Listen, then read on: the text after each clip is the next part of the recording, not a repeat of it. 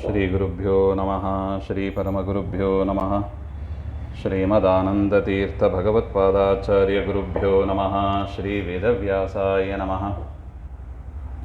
ನರಸಿಂಹೋऽಖಿಲಾಜ್ಞಾನಮತಧ್ವಾन्तದಿವಾಕರः ಜಯತ್ಯಮಿತಸಜ್ಞಾನಸುಖಶಕ್ತಿಪಯೋನಿಧಿः ವ್ಯಾಸಾಯ ಭವನಾಶಾಯ ಶ್ರೀಶಾಯ ಗುಣರಾಶಯೇ ಹೃದ್ಯಾಯ ಶುದ್ಧವಿದ್ಯಾಯ ಮಧ್ವಾಯ ಚ ನಮೋ ನಮಃ. ಪ್ರಥಮೋ ಹನುಮಾನ್ನಾಮ ದ್ವಿತೀಯೋ ಭೀಮ ಏವ ಚ ಪೂರ್ಣಪ್ರಜ್ಞಸ್ಮೃತಿಯಸ್ತು ಭಗವತ್ಕಾರ್ಯಸಾಧಕಃ. ಆಪಾದಮೌಲಿಪರ್ಯಂತಂ ಗುರುಣಾಮಾಕೃತಿಂ ಸ್ಮರೇತ್ ತೇನ ವಿಘ್ನಾಃ ಪ್ರಣಶ್ಯಂತಿ ಸಿದ್ಧ್ಯಂತಿ ಚ ಮನೋರಥಾಃ. ಶ್ರೀಗುರುಭ್ಯೋ ನಮಃ. ಹರಿ ಓಂ. ಸೃಷ್ಟಿಸ್ಥಿತ್ಯಪ್ಯಯೇಹ ನಿಯತಿದೃಶಿತಮೋ ಬಂಧಮೋಕ್ಷಾಶ್ಚ ಯಸ್ಮಾತ್ ಅಸ್ಯ ಶ್ರೀ ಬ್ರಹ್ಮರುದ್ರಪ್ರಭೃತಿಸುರನರದ್ವೀಷಶತ್ರುವಾತ್ಮಕಸ್ಯ ವಿಷ್ಣೋರ್ವ್ಯಸ್ತಾ ಸಮಸ್ತಾ ಸಕಲಗುಣನಿಧಿಃ ಸರ್ವದೋಷವ್ಯಪೇತಃ ಪೂರ್ಣಾನಂದೋ ವ್ಯಯೋ ಯೋ ಗುರುರಪಿ ಪರಮಃ ಚಿಂತಯೇತಂ ಮಹಾಂತಂ. ಜನ್ಮಾದ್ಯಸ್ಯ ಯತೋನ್ಮಯಾದಿತರತಶ್ಚಾರ್ಥೇಷ್ವವಿಘ್ನಸ್ವರಾಟ್ ತೇನೇ ಬ್ರಹ್ಮಹೃದಾಯ ಆದಿಕವಯೇ ಮುಹ್ಯಂತಿ ಯಂ ಸೂರಯಃ. ತೇಜೋ ವಾರಿಮೃದಾಂ ಯಥಾ ವಿನಿಮಯೋ ಯತ್ರ ತ್ರಿಸರ್ಗೋ ಮೃಷಾ ಧಾಮ್ನಾ ಸ್ವೇನ ಸದಾ ನಿರಸ್ತಕುಹಕಂ ಸತ್ಯಂ ಪರಂ ಧೀಮಹಿ. ನಾರಾಯಣಂ ನಮಸ್ಕೃತ್ಯ ನರಂ ಚೈವ ನರೋತ್ತಮಂ ದೇವೀಂ ಸರಸ್ವತೀಂ ವ್ಯಾಸಂ ತತೋ ಜಯಮುದೀರಯೇತ್.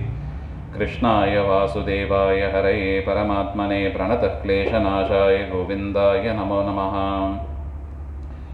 ಶ್ರೀ ಗುರುಭ್ಯೋ ನಮಃ. ಪರಮ ಪವಿತ್ರವಾಗಿರತಕ್ಕ ಅಧಿಕ ಮಾಸದಲ್ಲಿ ನಿನ್ನೆ ದಿವಸ ನೋಡಿದಂತೆ ಈ ಮಾಸದಲ್ಲಿ ವಿಶೇಷವಾಗಿ ಸ್ನಾನ ಉಪವಾಸ ವ್ರತಗಳನ್ನು ಹೇಳಿದ್ದಾರೆ. ಅದನ್ನು ತಿಳಿಸುವ ಮತ್ತೊಂದು ಆಖ್ಯಾನವನ್ನು ನಾವು ನೋಡೋಣ. ಕೇರಳ ದೇಶದಲ್ಲಿ ಒಬ್ಬ ಬ್ರಾಹ್ಮಣ ಇದ್ದನಂತೆ. ಕೇರಳ ದೇಶದಲ್ಲಿ ಬ್ರಾಹ್ಮಣ, ಅವನಿಗೆ ಚಿತ್ರಚರ್ಮ ಅಂತ ಹೆಸರು. ಚಿತ್ರಶರ್ಮ ಅಂತ ಹೆಸರು. ಅವನಲ್ಲಿ ಹೇರಳವಾದ ಸಂಪತ್ತಿದೆ. ಸಂಪತ್ತಿದ್ದರೂ ಕೂಡ ಅವನು ಲೋಭಿ ಅಂತೆ ಇದ್ದಂತೆ. ಲೋಭಿ ಅಂದರೆ ಯಾರಿಗೂ ಏನು ಕೊಡೋದಿಲ್ಲ, ತನ್ನಲ್ಲಿ ಬಡತನ ಇದೆ ಅಂತಲೇ ತೋರಿಸಿಕೊಡ್ತಾ ಇದ್ದ. ಎಲ್ಲರ ಹತ್ರ ಹೋಗಿ ತನಗೆ ಬಡತನ ಇದೆ ದುಡ್ಡು ಕೊಡಿ, ಬಡತನ ಇದೆ ದುಡ್ಡು ಕೊಡಿ ಅಂತ ಕೇಳ್ತಾ ಇದ್ದ. ಹೋಮ ಹವನ ಪಿತೃಕಾರ್ಯ ಅಂದರೆ ಶ್ರಾದ್ದಾದಿಗಳು, ದಾನ, ಕಾರ್ತಿಕ ಸ್ನಾನ ಮೊದಲಾದ ಸ್ನಾನಗಳು, ದೀಪದಾನ, ವೈಶಾಖ ಮಾಸದಲ್ಲಿ ಧಾನ್ಯಗಳ ದಾನ, ವ್ಯತಿಪಾತ ಅಂತ ಯೋಗ ಬಂದಾಗ ಸುವರ್ಣದಾನ ಮಾಡಬೇಕು ಅಂತ ಇದೆ. ಸುವರ್ಣದಾನ ಇತ್ಯಾದಿಗಳು ಯಾವುದು ಮಾಡಿಲ್ಲ. ಸತ್ಕರ್ಮ ಅಂತ ಯಾವುದು ಮಾಡಿದವನಲ್ಲ ಅವನು. ಇನ್ನು ವ್ಯತಿಪಾತ ಯೋಗ ಬಂದಾಗ ಬೆಳ್ಳಿ ದಾನ ಮಾಡಬೇಕು ಅಂತ ಇದೆ, ಅದನ್ನು ಮಾಡಿದವನಲ್ಲ. ಸೂರ್ಯಚಂದ್ರ ಗ್ರಹಣಗಳಲ್ಲಿ ಜಪ ಇತ್ಯಾದಿ ಯಾವುದನ್ನು ಮಾಡಿದವನಲ್ಲ ಅವನು. ಪುಣ್ಯ ಕಾರ್ಯಗಳು ಅಂತ ಅವನು ಯಾವುದು ಮಾಡಿಲ್ಲ. ಎಲ್ಲರ ಹತ್ರ ಹೋಗಿ ತನ್ನಲ್ಲಿ ಬಡತನ ಇದೆ ದುಡ್ಡು ಕೊಡಿ ಅಂತ ಅವನು ಸುಳ್ಳು ಹೇಳ್ತಾ ಭಿಕ್ಷಾಟನೆ ಮಾಡ್ತಾ ಒಮ್ಮೆ ಅವನು ಕಾಡಿಗೆ ಬರ್ತಾನೆ. ಕಾಡಿನಲ್ಲಿ ಒಬ್ಬ ತೋಟಗಾರ ಇರ್ತಾನೆ. ಅವನ ಜೊತೆಗೆ ಗೆಳೆತನ ಬರುತ್ತದೆ.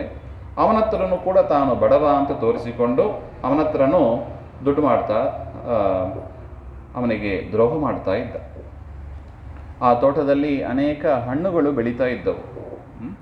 ಆ ಹಣ್ಣುಗಳನ್ನೆಲ್ಲ ಮಾರಾಟ ಮಾಡಿ ತಾನು ದುಡ್ಡು ಮಾಡಿದ. ಅವನು ತೋಟಗಾರ ಯಜಮಾನ ಕೇಳಿದಾಗ ಪಕ್ಷಿ ಪ್ರಾಣಿಗಳು ತಿಂದೋಯ್ತು ಹಾಗೆ ಅಂತ ಸುಳ್ಳು ಹೇಳ್ತಾ ಇದ್ದ. ಈ ರೀತಿಯಾಗಿ ಅವನು 87 ವರ್ಷ ಬದುಕಿದ್ದಂತೆ. 87 ವರ್ಷ ಬದುಕಿದ್ದು ಮರಣ ಹೊಂದಿದ. ತದನಂತರ ಅವನನ್ನು ಯಮದೂತರು ಕರೆದುಕೊಂಡು ಹೋಗ್ತಾರೆ. ಆ ಪಾಪಗಳಿಗೆ ತಕ್ಕಂತೆ ಅವನು ನಾನಾ ವಿಧವಾದ ಯಾತನೆಯನ್ನು ಹೊಂದಿದ. ಭಾರಿ ದುಃಖಪಟ್ಟ.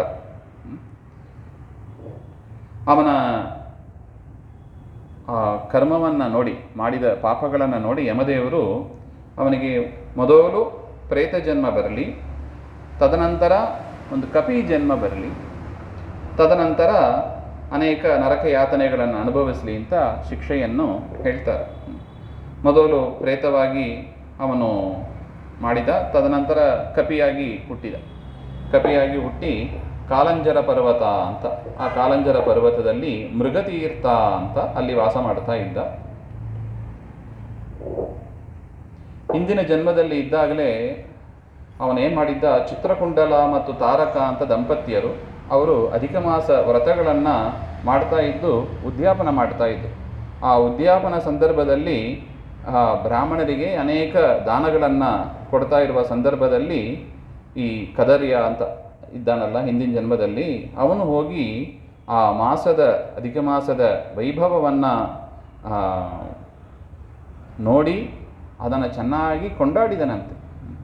ಯದ್ಯಪಿ ಅವನ ಮನಸ್ಸಿನಲ್ಲಿ ಏನಿತ್ತೋ ಏನೋ, ಆದರೆ ಈ ರೀತಿಯಾಗಿ ಒಂದು ಘಟನೆಗಳು ಅನೇಕ ಬ್ರಾಹ್ಮಣರಿಗೆ ದಾನ ಸಂತರ್ಪಣೆ ಇತ್ಯಾದಿಗಳನ್ನೆಲ್ಲ ಮಾಡುವುದನ್ನು ಕಂಡು ಅವನು ಚೆನ್ನಾಗಿ ಶ್ಲಾಘನೆ ಮಾಡಿದ ಮತ್ತು ಯಥಾ ಪ್ರಕಾರ ಯಾಚಕ ಮಾಡಿ ದುಡ್ಡು ಸಂಪಾದನೆ ಮಾಡ್ತಾ ಇದ್ದ ಅವನು ಹಿಂದಿನ ಜನ್ಮದಲ್ಲಿ.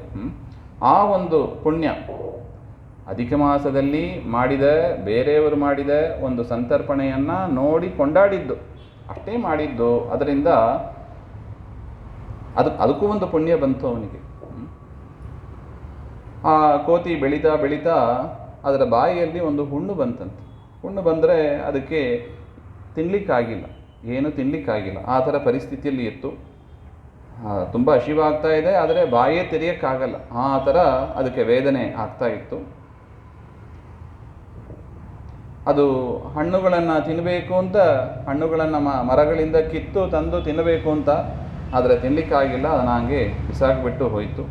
ಈ ಸಂದರ್ಭದಲ್ಲೇ ಆ ಒಂದು ಅಧಿಕ ಮಾಸಾಂಬ ಅದು ಮತ್ತೆ ಪ್ರಾಪ್ತವಾಯಿತು. ಆ ತಿಂಗಳು ಪೂರ್ತಿ ಹಣ್ಣುಗಳನ್ನು ತಿನ್ನಲಿಕ್ಕಾಗದೆ ಅದು ಹಾಗೇ ಎಸೀತಾ ಇತ್ತಂತೆ. ಮಾಡಿ ಅಲ್ಲಿ ಮೃಗತೀರ್ಥ ಅಂತ ಒಂದು ಕುಂಡ, ಆ ಕುಂಡದಲ್ಲಿ ಅದು ಮುಳುಗಿ ಅಲ್ಲೇ ಸತ್ತೋಯ್ತಂತೆ. ಮೃಗತೀರ್ಥದಲ್ಲಿ 5 ದಿವಸ ಬದುಕಿತ್ತಂತೆ. ಮೃಗತೀರ್ಥದಲ್ಲಿ ಬಿದ್ದ ಮೇಲೂ ಕೂಡ 5 ದಿವಸ ಅದು ಬದುಕೊಂಡಿತ್ತು. ಅದರಿಂದ ಮರಣ ಹೊಂದಿದ ಮೇಲೆ ಅದರ ಪಾಪ ಎಲ್ಲ ನಾಶವಾಗಿ ಅದು ದಿವ್ಯ ಶರೀರವನ್ನು ಪಡೆದು ಉತ್ತಮ ಲೋಕಕ್ಕೆ ಹೋಯಿತು ಹಾಗೆ ಅಂತ. ಕೋತಿ ಅಂತ ಪಾಪಿಷ್ಟ ಜೀವರಾಶಿಗೂ ಕೂಡ ಇಂಥ ಒಂದು ವೈಭವ ಇದೆ ಅಂದರೆ ಶ್ರದ್ಧಾಭಕ್ತಿಯಿಂದ ಅಧಿಕ ಮಾಸದಲ್ಲಿ ಹರಿವಾಯು ಗುರುಗಳು ತಿಳಿಸಿಕೊಟ್ಟಂತೆ ನಾವು ಆಚರಣೆ ಮಾಡಿದರೆ ಎಷ್ಟು ಪುಣ್ಯ ಬರಲಿಕ್ಕಿಲ್ಲ ಹಾಗೆ ಅಂತ. ಆಗ ವಿಷ್ಣುದೂತರು ಹೇಳ್ತಾರಂತೆ, ಪುರುಷೋತ್ತಮ ಮಾಸದ ಉಪವಾಸದಿಂದ 5 ದಿವಸದಲ್ಲಿ ಮೃಗತೀರ್ಥದಲ್ಲಿ ಸ್ನಾನ ಮಾಡಿದರ ಪ್ರಭಾವ ಮತ್ತು ನೀನೇನು ಹಣ್ಣುಗಳನ್ನು ಎಸೆದಿದ್ದಿ ಅದನ್ನು ಅನೇಕ ಜನರು ಸ್ವೀಕಾರ ಮಾಡಿದ್ದಾರೆ. ಜನರು ಅದನ್ನು ಅಂದರೆ ಒಂದು ರೀತಿಯಾಗಿ ಹಣ್ಣು ದಾನ ಮಾಡಿದಂಗೆ ಅದು ಆ ರೀತಿಯಾಗಿ ಮಾಡಿದ್ದಿ, ಅದರ ಪ್ರಭಾವದಿಂದ ನಿನಗೆ ಗೋಲೋಕ, ಸ್ವರ್ಗಲೋಕದಲ್ಲಿ ಗೋಲೋಕ ಅಂತ ಇದೆ, ಅಂಥ ಪವಿತ್ರ ಲೋಕ ಅದಕ್ಕೆ ಪ್ರಾಪ್ತವಾಯಿತು ಹಾಗೆ ಅಂತ. ಆಕಸ್ಮಿಕವಾಗಿ ಮೃಗತೀರ್ಥದಲ್ಲಿ ಬಿದ್ದಿತ್ತು ಅದು, ಅದಕ್ಕೆ ಎಷ್ಟು ಪುಣ್ಯ ಅಂತ ಆದ ಮೇಲೆ ಶ್ರದ್ಧೆಯಿಂದ ನಾವು ಪ್ರಾತಃ ಕಾಲದಲ್ಲಿ ಸ್ನಾನಾದಿಗಳನ್ನು ಉಪವಾಸವನ್ನು ಮಾಡಿದರೆ ಎಷ್ಟು ಪುಣ್ಯ ಅಂತ ಹೇಳಲಿಕ್ಕೆ ಸಾಧ್ಯ ಇಲ್ಲ ಅಂತ ಆ ಘಟನೆ ಮೂಲಕ ನಮಗೆ ವೇದವ್ಯಾಸರು ತಿಳಿಸಿಕೊಡ್ತಾ ಇದ್ದಾರೆ. ಇನ್ನು ಕೌಶಿಕನ ವೃತ್ತಾಂತವನ್ನು ಹೇಳ್ತಾರೆ. ಈ ಕೌಶಿಕದ ವೃತ್ತಾಂತ ಪಿತೃಗಳಿಗೂ ಕಲ್ಯಾಣಕರ, ಪುತ್ರ ಪೌತ್ರಾದಿಗಳಿಗೂ ಕೂಡ ಕಲ್ಯಾಣಕರ ಎಂಬುದನ್ನು ತಿಳಿಸಿಕೊಡತಕ್ಕ ಒಂದು ಆಖ್ಯಾನ ಇದು. ಕೌಶಿಕ ಅಂತ ಮಹಾ ತಪಸ್ವಿಯಾದ ಬ್ರಾಹ್ಮಣ, ವೇದ ಧರ್ಮ ಪಾರಾಯಣನಾಗಿ ಇದ್ದ, ಆಸಕ್ತನಾಗಿದ್ದ. ಅವನಿಗೆ ಮೈತ್ರೇಯ ಅಂತ ಒಂದು ಮಗ. ಅವನು ತಂದೆಗೆ ವಿರುದ್ಧ ಸ್ವಭಾವ, ಅದು ಕೆಲವೊಮ್ಮೆ ಹಾಗೆ ಆಗ್ತದೆ, ತಂದೆಯ ಮಕ್ಕಳು ವಿರುದ್ಧ ಸ್ವಭಾವದವರಾಗಿ ಇರ್ತಾರೆ. ಅದು ಮಹಾಕಾಮುಕನಾಗಿ, ಸಜ್ಜನರ ದ್ವೇಷಿಯಾಗಿ, ಪರಮ ನೀಚನಾಗಿ ಇದ್ದ. ಶಿವ, ವಿಷ್ಣು ಇವೇ ಮೊದಲಾದ ದೇವತೆಗಳನ್ನು ನಿಂದೆ ಮಾಡ್ತಾ ಇದ್ದ, ಕ್ರೂರಾಚಾರಿ, ಪ್ರಾಣಿಗಳನ್ನು ಹಿಂಸೆ ಮಾಡ್ತಾ ಮಧು ಮಾಂಸಗಳನ್ನು ಭಕ್ಷಣ ಮಾಡ್ತಾ ಇದ್ದ ಅವನು. ಒಂದು ಸಮಯ ಮೈತ್ರೇಯ ಕಾಡಿಗೆ ಹೋಗ್ತಾ ಇದ್ದಾನೆ. ಅಲ್ಲಿ ಬ್ರಹ್ಮಹತ್ಯೆಯೂ ಮಾಡಿದ, ಜನರನ್ನೆಲ್ಲ ಹಿಂಸೆ ಮಾಡಿ ಅವರ ಸಂಪತ್ತನ್ನೆಲ್ಲ ಅಪಹಾರ ಮಾಡಿಕೊಂಡ. ಕೊನೆಯಲ್ಲಿ ಜನರೆಲ್ಲ ಸೇರಿ ಅವನನ್ನು ಕೊಂದಾಕಿತು. ಮೈತ್ರೇಯ ಮತ್ತು ಅವನ ಟೀಮ್ ಎಲ್ಲರನ್ನು ಕೂಡ ಯಮದೂತರು ಕರೆದುಕೊಂಡು ಹೋಗ್ತಾರೆ. ಯಮನ ಆಜ್ಞೆಯಂತೆ ಅವನಿಗೆ 10,000 ವರ್ಷ ಕ್ರಿಮಿಕುಂಡ ಅಂತ, ಅಲ್ಲಿ ಕ್ರಿಮಿಗಳೇ ಜಾಸ್ತಿ ಇರುತ್ತದೆ, ಆ ಕ್ರಿಮಿಕುಂಡದಲ್ಲಿ ಅವನಿಗೆ ಹಾಕಿದರು ಅಂತ ಹೇಳ್ತಾರೆ. ಇದು ನೋಡಿ ನಾರದರು ಆ ಕೌಶಿಕ ಬ್ರಾಹ್ಮಣನಿಗೆ ಬಂದು ಹೇಳಿದರಂತೆ, ನೋಡಪ್ಪ, ನಿನ್ನ ಮಗ ನಿನ್ನ ವಂಶದಲ್ಲೇ ಬಂದವ, ಬ್ರಹ್ಮಹತ್ಯಾದಿ ದೋಷಗಳನ್ನೆಲ್ಲ ಮಾಡಿ ಮಹಾ ನರಕದಲ್ಲಿ ಈಗ ಇದ್ದಾನೆ ಅವನು ಹಾಗೆ ಅಂತ. ಅದಕ್ಕೆ ಪರಿಹಾರ ಏನು ಮಾಡಬೇಕು ಅಂತ ಕೌಶಿಕ ಬ್ರಾಹ್ಮಣ ಕೇಳಿದಾಗ ಅಧಿಕ ಮಾಸದ ವ್ರತವನ್ನು ನಾರದರು ಉಪದೇಶ ಮಾಡ್ತಾರೆ. ಆ ನಾರದರ ಮಾತಿನಂತೆ ಆ ಕೌಶಿಕ ಬ್ರಾಹ್ಮಣ ವಿದ್ಯುಕ್ತವಾಗಿ ಆ ಪುರುಷೋತ್ತಮ ವ್ರತ ಅದನ್ನು ಆಚರಣೆ ಮಾಡ್ತಾ ಇದ್ದಾನೆ. ಅದರ ಪ್ರಭಾವದಿಂದ ಆ ಪುಣ್ಯವನ್ನು ಮಗನಿಗೆ ದಾನವಾಗಿ ಕೊಡ್ತಾನೆ. ಅದರ ಪ್ರಭಾವದಿಂದ ಮೈತ್ರೇಯ ಸಕಲ ಪಾಪದಿಂದ ಬಿಡುಗಡೆಯಾಗಿ ಸದ್ಗತಿಯನ್ನು ಪಡೆದ ಹಾಗೆ ಅಂತ. ಈ ರೀತಿಯಾಗಿ ಅಧಿಕ ಮಾಸ ಅದು ನಮ್ಮನ್ನೂ ಉದ್ಧಾರ ಮಾಡುತ್ತದೆ, ಅಗಲಿ ಹೋದವರನ್ನೂ ಉದ್ಧಾರ ಮಾಡುತ್ತದೆ, ಮುಂದೆ ಯಾರು ಬರಲಿಕ್ಕಿದ್ದಾರೆ ಅವರನ್ನು ಕೂಡ ಉದ್ಧಾರ ಮಾಡುವ ಸಾಮರ್ಥ್ಯ ಅದಕ್ಕಿದೆ. ನಿನ್ನೆ ನೋಡಿದ್ದೀವಿ ನೋಡಿ, ಕಿಮಲಭ್ಯಂ ಭಗವತಿ ಪ್ರಸನ್ನೆ ಶ್ರೀನಿಕೇತನೆ ಹಾಗೆ ಅಂತ. ಪರಮಾತ್ಮ ಪ್ರಸನ್ನನಾದರೆ ಯಾವುದು ತಾನೇ ಸಾಧ್ಯ ಇಲ್ಲ, ಎಲ್ಲವೂ ಸಾಧ್ಯ ಎಂಬುದನ್ನು ಮತ್ತೊಮ್ಮೆ ತಿಳಿಸಿಕೊಡುವ ಒಂದು ಘಟನೆ ಇದು ಹಾಗೆ ಅಂತ. ಇನ್ನು ಸುಶರ್ಮ ಅಂತ ದೀಪಾರಾಧನೆ ತುಂಬ ಜನ ಹೇಳೋದುಂಟು, ನನಗೆ ವ್ರತ ಉಪವಾಸ ಎಲ್ಲ ಆಗೋದಿಲ್ಲ ರೀ, ಪ್ರಾತಃ ಸ್ನಾನವೂ ಆಗೋದಿಲ್ಲ, ಸುಲಭವಾಗಿ ಏನಾದ್ರು ಇದ್ದರೆ ಹೇಳಿ ಹಾಗೆ ಅಂತ ಕೇಳೋದುಂಟು. ಆ ರೀತಿಯಾಗಿ ಅಧಿಕ ಮಾಸ ಎಲ್ಲರಿಗೂ ಅಧಿಕ ಫಲ ಕೊಡತಕ್ಕದ್ದು, ಇಂಥವರು ಅಂಥವರು ಅಂತ ಇಲ್ಲ, ಎಲ್ಲರಿಗೂ. ಅದಕ್ಕೆ ದೀಪಾರಾಧನೆಯ ಮಹತ್ವವನ್ನು ಹೇಳ್ತಾ, ಸರಸ್ವತಿ ತೀರದಲ್ಲಿ ಸುಶರ್ಮ ಅಂತ ಒಬ್ಬ ಬ್ರಾಹ್ಮಣ ಭಿಕ್ಷಾಟನೆ ಮಾಡ್ತಾ ಪರಮಾತ್ಮನ ಪೂಜೆಯನ್ನು ಮಾಡ್ತಾ ಪ್ರತಿನಿತ್ಯವೂ ನಂದಾದೀಪವನ್ನು ಹಚ್ತಾ ಬಂದ. ನಂದಾದೀಪ ಅಂದರೆ ಅದೇ ದೇವರ ಮುಂದೆ ನಿತ್ಯ ಉರಿಯತಕ್ಕ ಒಂದು ದೀಪ ಅದು ಹಾಗೆ ಅಂತ. ಅಧಿಕ ಮಾಸ ಸಂದರ್ಭ, ಪೂಜೆಯನ್ನೆಲ್ಲ ಮುಗಿಸಿ ಮನಸ್ಸಿನಲ್ಲಿ ಪರಮಾತ್ಮನನ್ನು ಸ್ಮರಣೆ ಮಾಡುತ್ತಾ ಮಲ್ಕೊಂಡಿದ್ದಾರೆ. ರಾತ್ರಿ ಅವ್ರ ಮನೆಯಲ್ಲಿ ಒಂದು ಇಲಿ ಕಾಟ ಭಾರಿ ಇತ್ತು. ಒಂದು ಬೆಕ್ಕು ಬಂತಂತೆ, ಇಲಿನ ತಿನ್ನಬೇಕು ಅಂತ ಬೆಕ್ಕು ಬಂತು. ಅಂದಿನ ಏಕಾದಶಿ ದಿವಸ ಅದು. ಸುಶರ್ಮ ಏಕಾದಶಿ ಉಪವಾಸವನ್ನು ಮಾಡಿ ರಾತ್ರಿ ಜಾಗರಣೆಯಲ್ಲಿ ಇದ್ದರು. ಅದೇನಾಯಿತು, ಆ ಬೆಕ್ಕು ಇಲಿಯನ್ನು ಹಿಡಿಯಬೇಕು ಅಂತ ಹಾರಿ ಹೋಗಿದ್ದಾಗ ಆ ದೀಪ ಅದು ಸ್ವಲ್ಪ ಶಾಂತವಾಗುವ ಸಂದರ್ಭದಲ್ಲಿ ಇತ್ತು. ಇದು ಕಾಲು ತಾಕಿ ಆ ಬತ್ತಿ ಸ್ವಲ್ಪ ಮುಂದಕ್ಕೆ ಬಂದು ದೀಪ ಪ್ರಜ್ವಲಿಸ್ತಾ ಇತ್ತು. ಅಂದರೆ ನಂದಿ ಹೋಗ್ತಾ ಇದ್ದ ದೀಪ ಅದನ್ನು ನಂದದಂತೆ ಮಾಡಿದ ಒಂದು ಪಾತ್ರಕ್ಕೆ ಆ ಬೆಕ್ಕು ಕಾರಣವಾಯಿತು. ಅದೇನು ಆಕಸ್ಮಿಕವಾಗಿ ಆದದ್ದು, ಬುದ್ಧಿಪೂರ್ವಕ ಮಾಡಿದ್ದಲ್ಲ ಅದು. ಅದು ಏಕಾದಶಿ ದಿವಸ ಹರಿದಿನದಲ್ಲಿ ಇಂಥ ದೇವರ ಮುಂದೆ ದೀಪ ಹಚ್ಚೋದು ಎಷ್ಟು ಭಾಗ್ಯ ನೋಡಿ. ಅದು ಏನಾಯಿತು, ಕಾರಣಾಂತರದಿಂದ ಬೆಕ್ಕು ಸತ್ತೋಯ್ತು. ತಕ್ಷಣ ಒಂದು ದಿವ್ಯ ವಿಮಾನ ಬರುತ್ತದೆ, ಅದನ್ನು ವೈಕುಂಠಕ್ಕೆ ಕರ್ಕೊಂಡು ಹೋಗ್ತಾರೆ ಆ ಜೀವವನ್ನು. ಒಂದು ಕಾಲು ತಾಕಿ ಶಾಂತವಾಗ್ತಾ ಇರತಕ್ಕ ದೀಪವನ್ನು ಪ್ರಜ್ವಲಿಸಿದ ಒಂದು ಪುಣ್ಯ ಅದು. ಹಾಗಿರುವಾಗ ಶ್ರದ್ಧಾಭಕ್ತಿಯಿಂದ ಅಧಿಕ ಮಾಸದಲ್ಲಿ ದೀಪಾರಾಧನೆಯನ್ನು ಮಾಡಿದರೆ ಪರಮಾತ್ಮ ಎಷ್ಟು ಅದನ್ನೇ ಕರುಣಿ ಅಂತ ಹೇಳೋದು, ಎಷ್ಟು ಕರುಣೆ ತೋರಿಸ್ತಾನೆ ನೋಡಿ ಹಾಗೆ ಅಂತ. ಪರಮಾತ್ಮನ ಪೂಜಿಸುವವರಿಗೆ ಸೌಭಾಗ್ಯ ಸಿಗ್ತದೆ ಹಾಗೆ ಅಂತ. ಇನ್ನೊಂದು ವಿಚಾರವನ್ನು ಹೇಳ್ತಾರೆ, ಸುಶೀಲ ಮತ್ತು ವಿಮಲ ಅಂತ ಅವರ ವೃತ್ತಾಂತವನ್ನು ಹೇಳ್ತಾ ಇದ್ದಾರೆ ಈ ದೀಪಾರಾಧನೆಗೆ ಸಂಬಂಧಪಟ್ಟಂತೆ. ಮಧುವನ ಅಂತ ಒಂದು ಊರು, ಬ್ರಾಹ್ಮಣ, ಶಾಕಳಿ ಅಂತ ಬ್ರಾಹ್ಮಣ. ಅವನಿಗೆ ಇಬ್ಬರು ಹೆಂಡಂದಿರು, ವಿಮಲ ಮತ್ತು ಸುಶೀಲ ಅಂತ, ಇಬ್ಬರು ಪತಿವ್ರತ ಸ್ತ್ರೀಯರು. ಅಧಿಕ ಮಾಸ ಸಂದರ್ಭದಲ್ಲಿ ಸುಶೀಲೆ ಯಮುನೆಗೆ ಹೋಗ್ತಾಳೆ ನೀರನ್ನು ತರಬೇಕು ಅಂತ.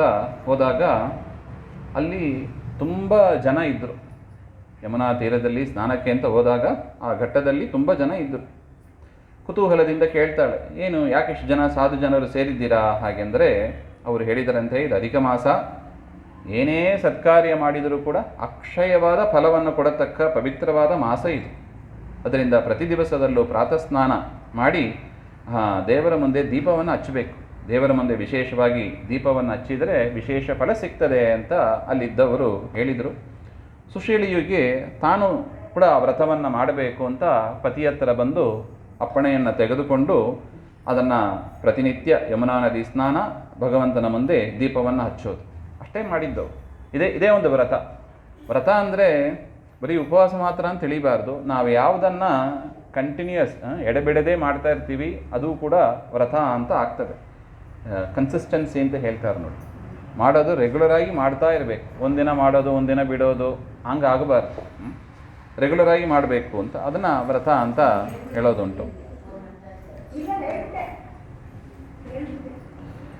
ಈ ರೀತಿಯಾಗಿ ಸುಶೀಲ ಆ ವ್ರತವನ್ನು ತಪ್ಪದೇ ಮಾಡ್ತಾ ಇದ್ದರು. ಇದು ವಿಮಲೆಗೆ ಸಹನೆಗೆ ಬಂದಿಲ್ಲ. ಆಗ ವಿಮಲೆ ಅಸೂಯೆಯಿಂದ ಏನು ಮಾಡಿದಳು, ಅವಳು ಹಚ್ಚಿದ ದೀಪವನ್ನು ಇವಳು ಶಾಂತ ಮಾಡ್ತಾ ಇದ್ಳು. ಸುಶೀಲೆ ದೀಪ ಹಚ್ಚಬೇಕು, ವಿಮಲೆ ಅದನ್ನು ಶಾಂತ ಮಾಡಬೇಕು. ಈ ರೀತಿಯಾಗಿ ಅದು ಆಗ್ತಾ ಇತ್ತು. ವ್ರತ ಮುಗೀತು, ಸುಶೀಲೆಗೆ ಅಪಾರ ಪುಣ್ಯ ಬಂದೋಯ್ತು. ದೀಪವನ್ನು ಶಾಂತ ಮಾಡಿದ ವಿಮಲೆಗೆ 3 ಜನ ಮಕ್ಕಳು ಇದ್ದರು, 3 ಜನರು ಕೂಡ ಮೃತರಾದರು ಅಂತ ಹೇಳ್ತಾರೆ. ಇವಳಿಗೂ ಕೂಡ ಕಣ್ಣು ಕಾಣದೆ ಅಂಧ ಅವಸ್ಥೆಗೆ ಬಂದಳು. ಹಾಗೆ ನೋಡಿ, ದೇವರ ಮುಂದೆ ಇದ್ದ ದೀಪವನ್ನು ಶಾಂತ ಮಾಡಿದರೆ ಇನ್ನೇನು ಬರುತ್ತದೆ ಹೇಳಿ. ಕಣ್ಣು ಅದು ಅಗ್ನಿಯ ಒಂದು ಪ್ರತೀಕ, ಕಣ್ಣಿನಲ್ಲಿ ತೇಜಸ್ ಇರುತ್ತದೆ ಅಂತ ಹೇಳ್ತಾರೆ. ಎಲ್ಲ ಇಂದ್ರಿಯಗಳು ತೇಜಸ ಅಹಂಕಾರದಿಂದಲೇ ಹುಟ್ಟಿ ಬಂದವು. ಅದರಿಂದ ಕಣ್ಣಿಗೂ ಅಗ್ನಿಗೂ ಸಂಬಂಧ ಇದೆ. ಈ ಕಣ್ಣಿನಿಂದಲೇ ಪ್ರಕಾಶ ಹೋಗಿ ಪದಾರ್ಥಗಳು ಕಾಣಿಸ್ತದೆ ಹಾಗೆ ಅಂತ. ಅದರಿಂದ ನಾವು ದೇವರಿಗೆ ಯಾವ ರೀತಿಯಾದ ಅಪಚಾರವನ್ನು ಮಾಡಿದ್ದೀವಿ, ಆ ರೀತಿಯಾದ ಒಂದು ತೊಂದರೆ, ಆ ರೀತಿಯಾದ ಒಂದು ಮೈನಸ್ ಪಾಯಿಂಟ್ ನಮಗೆ ಬರುತ್ತದೆ ಹಾಗೆ ಅಂತ. ಕಣ್ಣು ಹೋಯ್ತು ಅವಳಿಗೆ. ಮರಣಾನಂತರ 30,000 ವರ್ಷ ರೌರವ ನರಕದಲ್ಲಿ ಅವಳು ತೊಂದರೆಗೆ ಒಳಗಾದಳು. ಮತ್ತು ಹಂದಿಯಾಗಿ ಹುಟ್ಟುತ್ತಾಳೆ, ಮತ್ತು ಕಾಡಿನಲ್ಲಿ ಸರ್ಪವಾಗಿ ಹುಟ್ಟುತ್ತಾಳೆ. ತದನಂತರ ನರಿ ಜನ್ಮ ಬರುತ್ತದೆ, ತದನಂತರ ಹಲ್ಲಿಯ ಜನ್ಮ ಬರುತ್ತದೆ, ತದನಂತರ ಬೇಟೆಗಾರಿಯಾಗಿ ಅವರು ಹುಟ್ಟುತ್ತಾಳೆ. ಈ ರೀತಿಯಾಗಿ ಅವಳ ಪಾಪ ಹಾಗೆ ಮುಂದುವರಿಯಿತು ಅಂತ ಹೇಳ್ತಾರೆ. ನೋಡಿ, ಇಂಥ ಕ್ರೂರ ಜನ್ಮಗಳು ಬರೋದು ಯಾಕೆ? ಇಂಥ ಏನೋ ಒಂದು ದೇವರಿಗೆ ಮಾಡುವ ಅಪಚಾರ. ಅದಕ್ಕೆ ಹರಿವಾಯು ಗುರುಗಳಿಗೆ ಎಂದಿಗೂ ಕೂಡ ಅಪಚಾರವನ್ನು ಕಾಯೇನ ವಾಚ ಮನಸ ಮಾಡಬಾರದು ಹಾಗೆ ಅಂತ. ಕಾಯೇನ ವಾಚ ಮನಸ ಹರಿವಾಯು ಗುರುಗಳಿಗೆ ಅಪರಾಧವನ್ನು ಮಾಡಬಾರದು ಹಾಗೆ ಅಂತ. ಇತ್ಲ ಕಡೆ ಸುಶೀಲ ಅವಳ ಪತಿ ಜೊತೆಗೆ ವೈಕುಂಠವನ್ನೇ ಅವಳು ಹೊಂದಿದಳು ಅಂತ. ಅದರಿಂದ ಈ ಅಧಿಕ ಮಾಸದ ವ್ರತ ಅದು ಕೇವಲ ಪುರುಷರಿಗೆ ಮಾತ್ರ ಅಲ್ಲ, ಸ್ತ್ರೀಯರು ಕೂಡ ಪಾಲ್ಗೊಂಡು ಮಾಡಬಹುದು ಎಂಬುದನ್ನು ತಿಳಿಸಿಕೊಡತಕ್ಕ ಒಂದು ವ್ರತ. ಸ್ನಾನ ಇರಬಹುದು, ದೀಪಾರಾಧನೆ ಇರಬಹುದು, ಬ್ರಾಹ್ಮಣ ಸೇವೆ, ಅಧಿಕ ಮಾಸದಲ್ಲಿ ಏನೇ ಒಂದು ಸಣ್ಣ ಪುಟ್ಟದ್ದು ಮಾಡಿದರೂ ಕೂಡ ಫಲ ಮಾತ್ರ ಮಹತ್ತರವಾದ ಒಂದು ಫಲ.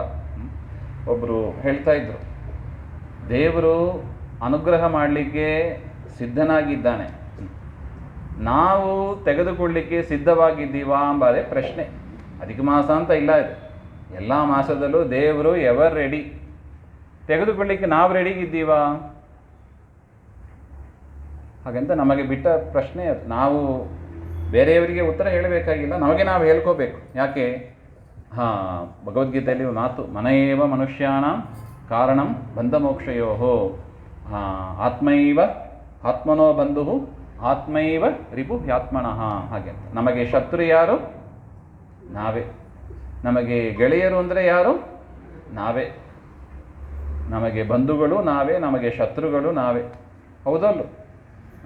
ಸೊ ಅದರಿಂದ ನಮಗೆ ಒಳ್ಳೆಯದಾಗಬೇಕು ಅಂದರೆ ಹರಿವಾಯು ಗುರುಗಳ ಅವರು ಏನು ಹೇಳಿದ್ದಾರೋ, ಯಾವ ಕ್ರಮದಲ್ಲಿ ಹೇಳಿದ್ದಾರೋ ಆ ಕ್ರಮದಲ್ಲಿ ಆ ಸೇವೆಯನ್ನು ಮಾಡಿದರೆ ನಮಗೆ ಡೌಟ್ ಬರಬಾರ್ದು. ಇದು ಮಾಡಿದರೆ ಏನಾಗ್ತದೆ, ದೇವ್ರ ಪೂಜೆ ಮಾಡೋದು, ದೇವರು ಫಲ ಕೊಡ್ತಾನೋ ಇಲ್ಲವೋ ಹಾಗೆಂತ ನಮಗೆ ಸಂಶಯ ಇರಬಾರ್ದು. ಅಲ್ಲ, ಸಂಶಯ ಬರೋದು ಸಹಜ ಅಂತ ಹೇಳ್ಬೋದು. ಯಾಕೆ? ದೇವ್ರ ಕಣ್ಣಿಗೆ ಕಾಣಿಸೋದಿಲ್ಲ. ಅವನು ಪ್ರಸನ್ನನಾಗಿದ್ದಾನ, ಅವನು ನನ್ನ ಪೂಜೆಯನ್ನು ಸ್ವೀಕಾರ ಮಾಡಿದ್ದಾನ, ಈ ಥರ ಎಲ್ಲ ನಮಗೆ ಡೌಟ್ ಬರುತ್ತದೆ. ಮಾಡುವಾಗ ಏನ್ರಿ ಏಕಾದಶಿ ಉಪವಾಸ ನಿರ್ಜಲ ಇರ್ತಾರೆ, ನಿಮ್ಮ ದೇವರು ಪ್ರಸನ್ನನಾಗ್ತಾನ ಅಂತ ಯಾರೋ ಒಬ್ರು ಕೇಳಿಬಿಟ್ರೆ ಸಾಕು. ಹೌದಲ್ಲ, ನಾನೇನೋ ಒದ್ದಾಡ್ತಾ ಕೂತಿದ್ದೀನಿ, ಅವ್ರು ಹೇಳಿದ್ರು, ಆಚಾರ ಹೇಳಿದ್ರು, ಈ ಆಚಾರ ಹೇಳಿದ್ರು, ನಾನು ಮಾಡ್ತಾ ಕೂತಿದ್ದೀನಿ, ಇದರಿಂದ ದೇವರು ಪ್ರಸನ್ನನಾಗ್ತಾನೋ ಇಲ್ಲವೋ ಹಾಗೆಂತ ನಮಗೆ ಒಂದು ಡೌಟ್ ಬರುತ್ತದೆ. ಪರಿಹಾರ ಏನಿದಕ್ಕೆ? ನಾನು ಮಾಡಿದ ಪೂಜೆಯನ್ನು ದೇವರು ಸ್ವೀಕಾರ ಮಾಡಿದ್ದಾನೆ ಅಂತ ನನಗೆ ಖಾತ್ರಿಯಾಗೋದು ಹೇಗೆ?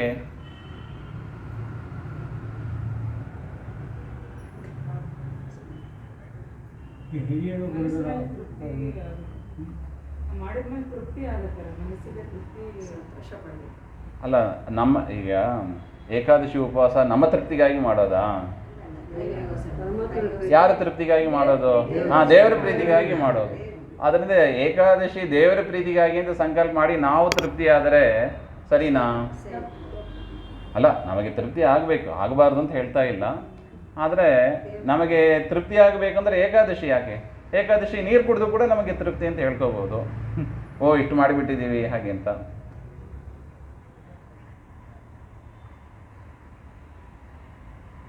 ದೇವರು ಪ್ರೀತನಾಗಿದ್ದಾನೆ ಅಂತ ನಮಗೇನು ಗೊತ್ತಾಗ್ತದೆ? ಅದಕ್ಕೆ ಹೇಳ್ತಾರೆ ದ್ವಾದಶಿ ದಿವಸ ಛಲಪ್ರತಿಮೆಯಲ್ಲಿ ಪೂಜೆ ಮಾಡ್ರಿ ಅಂತ ಹೇಳೋದು ಇದಕ್ಕೆ. ಅಚಲ ಪ್ರತಿಮೆ, ಛಲಪ್ರತಿಮೆ. ಅಚಲ ಪ್ರತಿಮೆ ಅಂದರೆ ಯಾವುದು? ಈ ಪುಸ್ತಕ, ಶಾಲಿಗ್ರಾಮ, ಪ್ರತಿಮೆಗಳು ಇದೆಲ್ಲವೂ ಕೂಡ ಅಚಲ ಪ್ರತಿಮೆ, ಜಡಭೂತವಾದ ಒಂದು ಪ್ರತಿಮೆ. ಪರಮಾತ್ಮನ ಸನ್ನಿಧಾನ ಇರುತ್ತದೆ, ಪೂಜೆಯನ್ನು ಸ್ವೀಕಾರ ಮಾಡ್ತಾನೆ. ಮತ್ತು ಛಲಪ್ರತಿಮೆ ಅಂದರೆ ಯಾರು ನೋಡಿ? ದೇವರು ಎಷ್ಟು ಚೆನ್ನಾಗಿ ಸಿಸ್ಟಮ್ ಇಟ್ಟಿದ್ದಾನೆ ನೋಡಿ. ಆ ಸಿಸ್ಟಮ್ನ ನಾವು ಅರ್ಥ ಮಾಡ್ಕೋಬೇಕು. ಪ್ರತಿ ದಿವಸ ಏನು ಮಾಡಬೇಕು? ಅತಿಥಿ ಅಭ್ಯಾಗತರ ಪೂಜೆಯನ್ನು ಮಾಡು ಅಂತ ಹೇಳಿದ್ದಾನೆ. ಅದರಿಂದ ನಾವು ಏಕಾದಶಿ ಮಾಡಿ ದ್ವಾದಶಿ ದಿವಸ ಯಾರಾದರೂ ಬ್ರಾಹ್ಮಣರನ್ನ ಕರಿಬೇಕು. ಬ್ರಾಹ್ಮಣರನ್ನ ಕರೆಸಿ ಊಟ ಹಾಕಿ ಅವರು ಸಂತೃಪ್ತರಾದರೆ ಏನರ್ಥ? ಹಾಂ, ಅವರಲ್ಲಿ ಇದ್ದ ಯಾಕೆ ಮನೆಗೆ ನೀವು ಯಾರನ್ನ ಕರಿತೀರೋ ಅವರು ಈ ಹೊಸ್ತಲಿನಿಂದ ಒಳಗೆ ಬಂದ ಕೂಡಲೇ ಪರಮಾತ್ಮನ ಒಂದು ರೂಪ ಒಳಗೆ ಪ್ರವೇಶ ಆಗ್ತದಂತೆ. ಎಷ್ಟು ಚೆನ್ನಾಗಿದೆ ನೋಡಿ ದೇವರ ವ್ಯವಸ್ಥೆ. ಹೌದಪ್ಪ, ನಿನ್ನ ಪ್ರಶ್ನೆ ಸರಿ. ನೀನು ಮಾಡಿದ ವ್ರತಾಚರಣೆಯಿಂದ ದೇವರು ತೃಪ್ತನಾಗಿದ್ದಾನೋ ಇಲ್ಲವೋ ಅಂತ ನಿನಗೆ ಮನವರಿಕೆಯಾಗೋದು ಕಷ್ಟ ಇದೆ. ಅದಕ್ಕೆ ನಾನು ಏನು ಮಾಡಿದ್ದೇನೆ? 2 ಪ್ರತಿಮೆಗಳನ್ನು ನಾನು ಇನ್ನು ಮುಂದೆ ಇಟ್ಟಿದ್ದೀನಿ. ಯಾವುದು? ಹಾಂ, ಛಲ ಪ್ರತಿಮೆ, ಅಚಲ ಪ್ರತಿಮೆ. ನೀನು ಎಷ್ಟೇ ಅಚಲ ಪ್ರತಿಮೆಯಲ್ಲಿ ಪೂಜೆ ಮಾಡು. ನೋಡಿ ನಮ್ಮ ಕ್ರಮ ಹೇಗಿದೆ ನೋಡಿ. ಏನೇ ಒಂದು ಹಬ್ಬ ದಿವಸ ಅಂತ ಆದರೂ ಕೂಡ ಯಾರು ಬರಬೇಕು? ಮನೆಗೆ ಬ್ರಾಹ್ಮಣರು ಬರಲೇಬೇಕು. ಅದರಿಂದ ನೀವು ಏನೇ ಸಮಾರಾಧನೆ ಮಾಡಿದರೂ ಕೂಡ, ಪಂಚಾಮೃತ ಮಾಡಿದರೂ ಕೂಡ, ಹೋಮ ಹವನ ಮಾಡಿದರೂ ಕೂಡ ಅದೆಲ್ಲವೂ ಕೂಡ ಯಾವ ಪ್ರತಿಮೆಯಲ್ಲಿ? ಜಡ ಪ್ರತಿಮೆಯಲ್ಲಿ ಪೂಜೆ. ಅಷ್ಟಕ್ಕೆ ದೇವರು ನಿಲ್ಲಿಸಿಲ್ಲ ನೋಡಿ. ಬ್ರಾಹ್ಮಣರು ಬರಬೇಕು. ಬ್ರಾಹ್ಮಣರು ಬರುವಾಗಲೇ ಅವ್ರ ಒಳಗೆ ಯಾರು ಬಂದ್ಬಿಡ್ತಾನೆ? ಪರಮಾತ್ಮ ಒಂದು ರೂಪದಿಂದ ಸೇರಿ ಆವಿಷ್ಟನ ಆಗ್ತಾನಂತೆ.